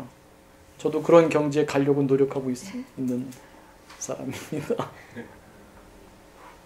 그래서 백범 선생님 말씀 중에 떠오른 거는 대승의 범부가 될지언정 소승의 성과를 탐하지 말라. 그러니까 그 명상을 통해서 뭐 특별한 경지에 가거나 그러는 게 아니라 정말 일상의 삶을 살 수 있는, 할 수 있다면 어떤 보살의 서원을 조금이라도 세우고 가는 삶을 살아야 되지 않을까. 그 가운데 이게 거기 그 보살 놀이에도 빠지지 말고 이게 내 놀이구나. 내가 이거를 갖고 있으면 더 멋있지 않을까요? 각자의 가풍이라고 할까요? 각자의 살림살인데, 네, 지금 시장하지 않으신가요? 네. 저희들이 공부하는 사람으로서 저희들이 그 자리의 순서의식을 지키기 위해서 의식적으로 그 자리를 생각하면서 우리는 새말기를 합니다. 네네. 나는 뭘 한다 이렇게 하는데 네네. 초기에는 이게 잡히다가 자꾸 잊어버리거든요. 잊어버리면은 다시 또 모습이 치우쳐서 또 이렇게 빠져들었는데 교수님께서는 그걸 그 자리를 지키기 위해서 남다른 방법이 길게 갈 수 있는 방법이 있으신가? 저도 잘 못하고요. 노력할 뿐입니다. 특히 이 공부하는 사람들은 이 공부하는 시간 동안에 같이 마음 챙김하기가 어려워요. 근데 공부하지 않는 시간에는 가급적 할 수 있어요. 그러니까 새말기가 제가 볼 때는 일종의 마음 챙김 훈련이다. 그러니까 자기를 떨어져 보는 거잖아요. 내가 뭐를 하고 있다는 것을, 그걸 자각하는 거잖아요. 그러니까 그 속에 빠져 있는 게 아니라 내가 그러고 있는 거를 떨어져 본다는 것은 내가 이 작은 개화 속에 사는 게 아니라 조금 떨어진 자리를 연습하는 거잖아요. 그러니까 그 새말기 훈련이 자기 떨어지는 연습, 자기로부터 떨어지는 연습. 그러니까 우리가 이 컵을 보려면 거리가 있어야 되잖아요. 너무 가깝게 눈 가까이 붙어버리면 못 보잖아요. 거리가 있어야 되잖아요. 그러니까 자꾸 거리를 만드는 거리두기 연습이라고 할까요? 새말기 훈련이 맞나요? 아닌데요. 아 지금 그건 제가 틀렸습니다. 나중에 저 선원장님 다시 좀 교정을 받으시기 바랍니다.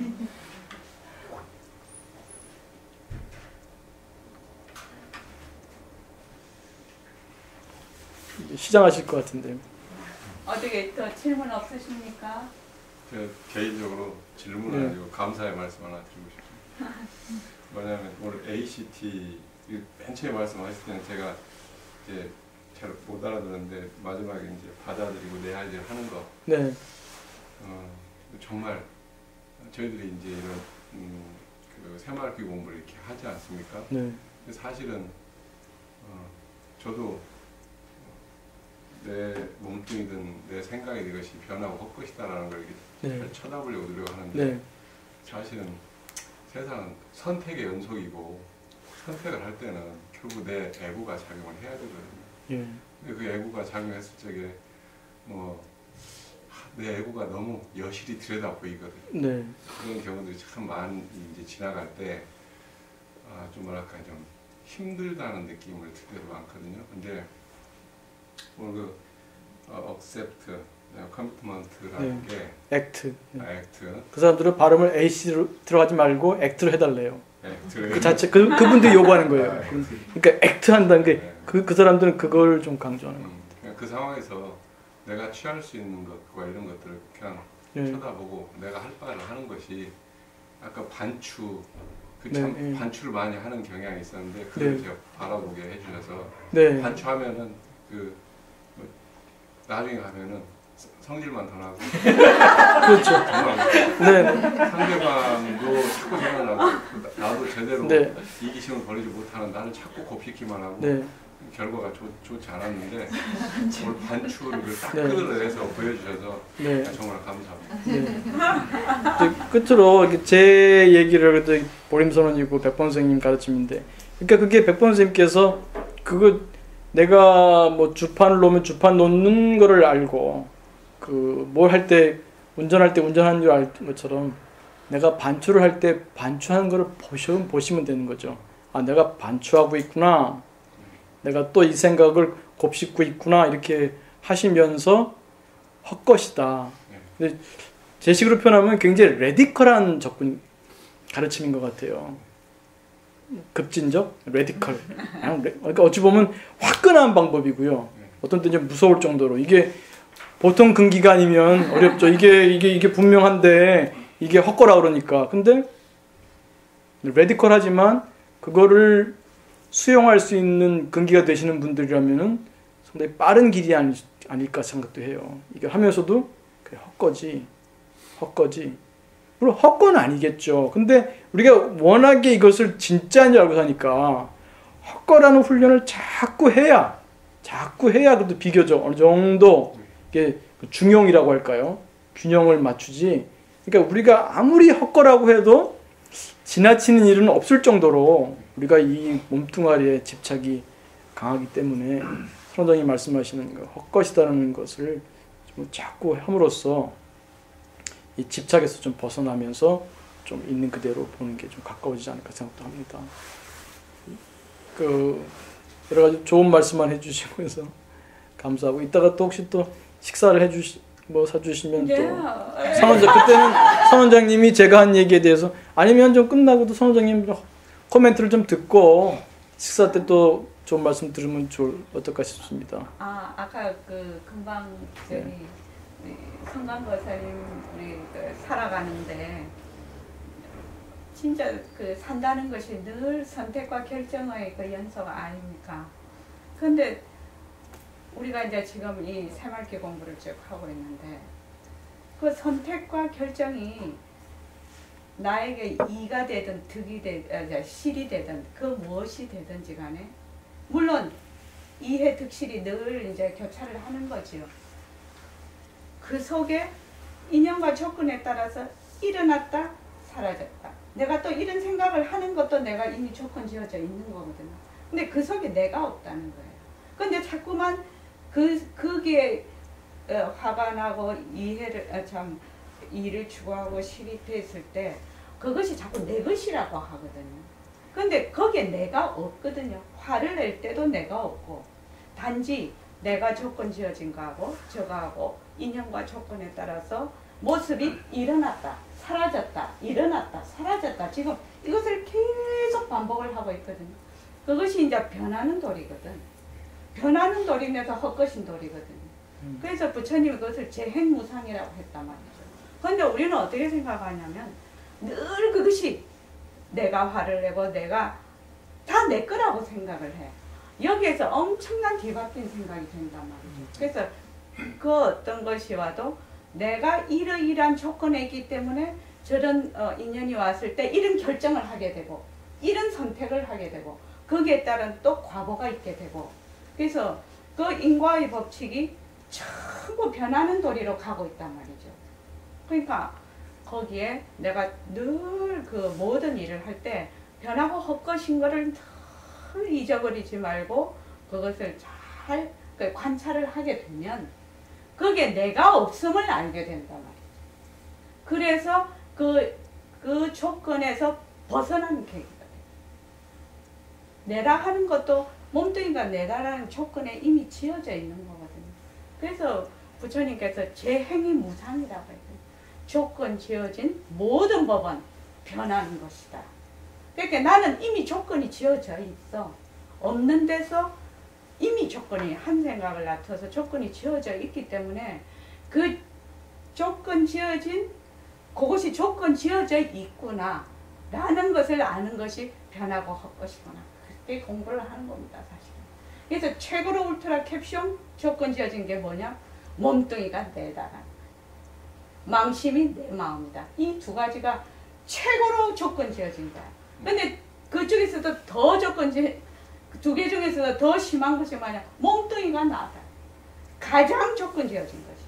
이 몸뚱이가 나라는 것 때문에 이해 득실과 뭐 희노애락이 다 일어나거든.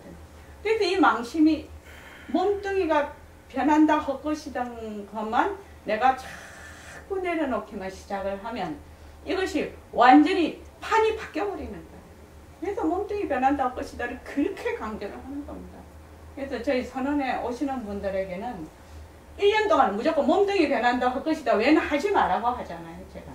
왜? 내가 거기에 철저하게 조건 지어져 있다는 것을 알아야 돼.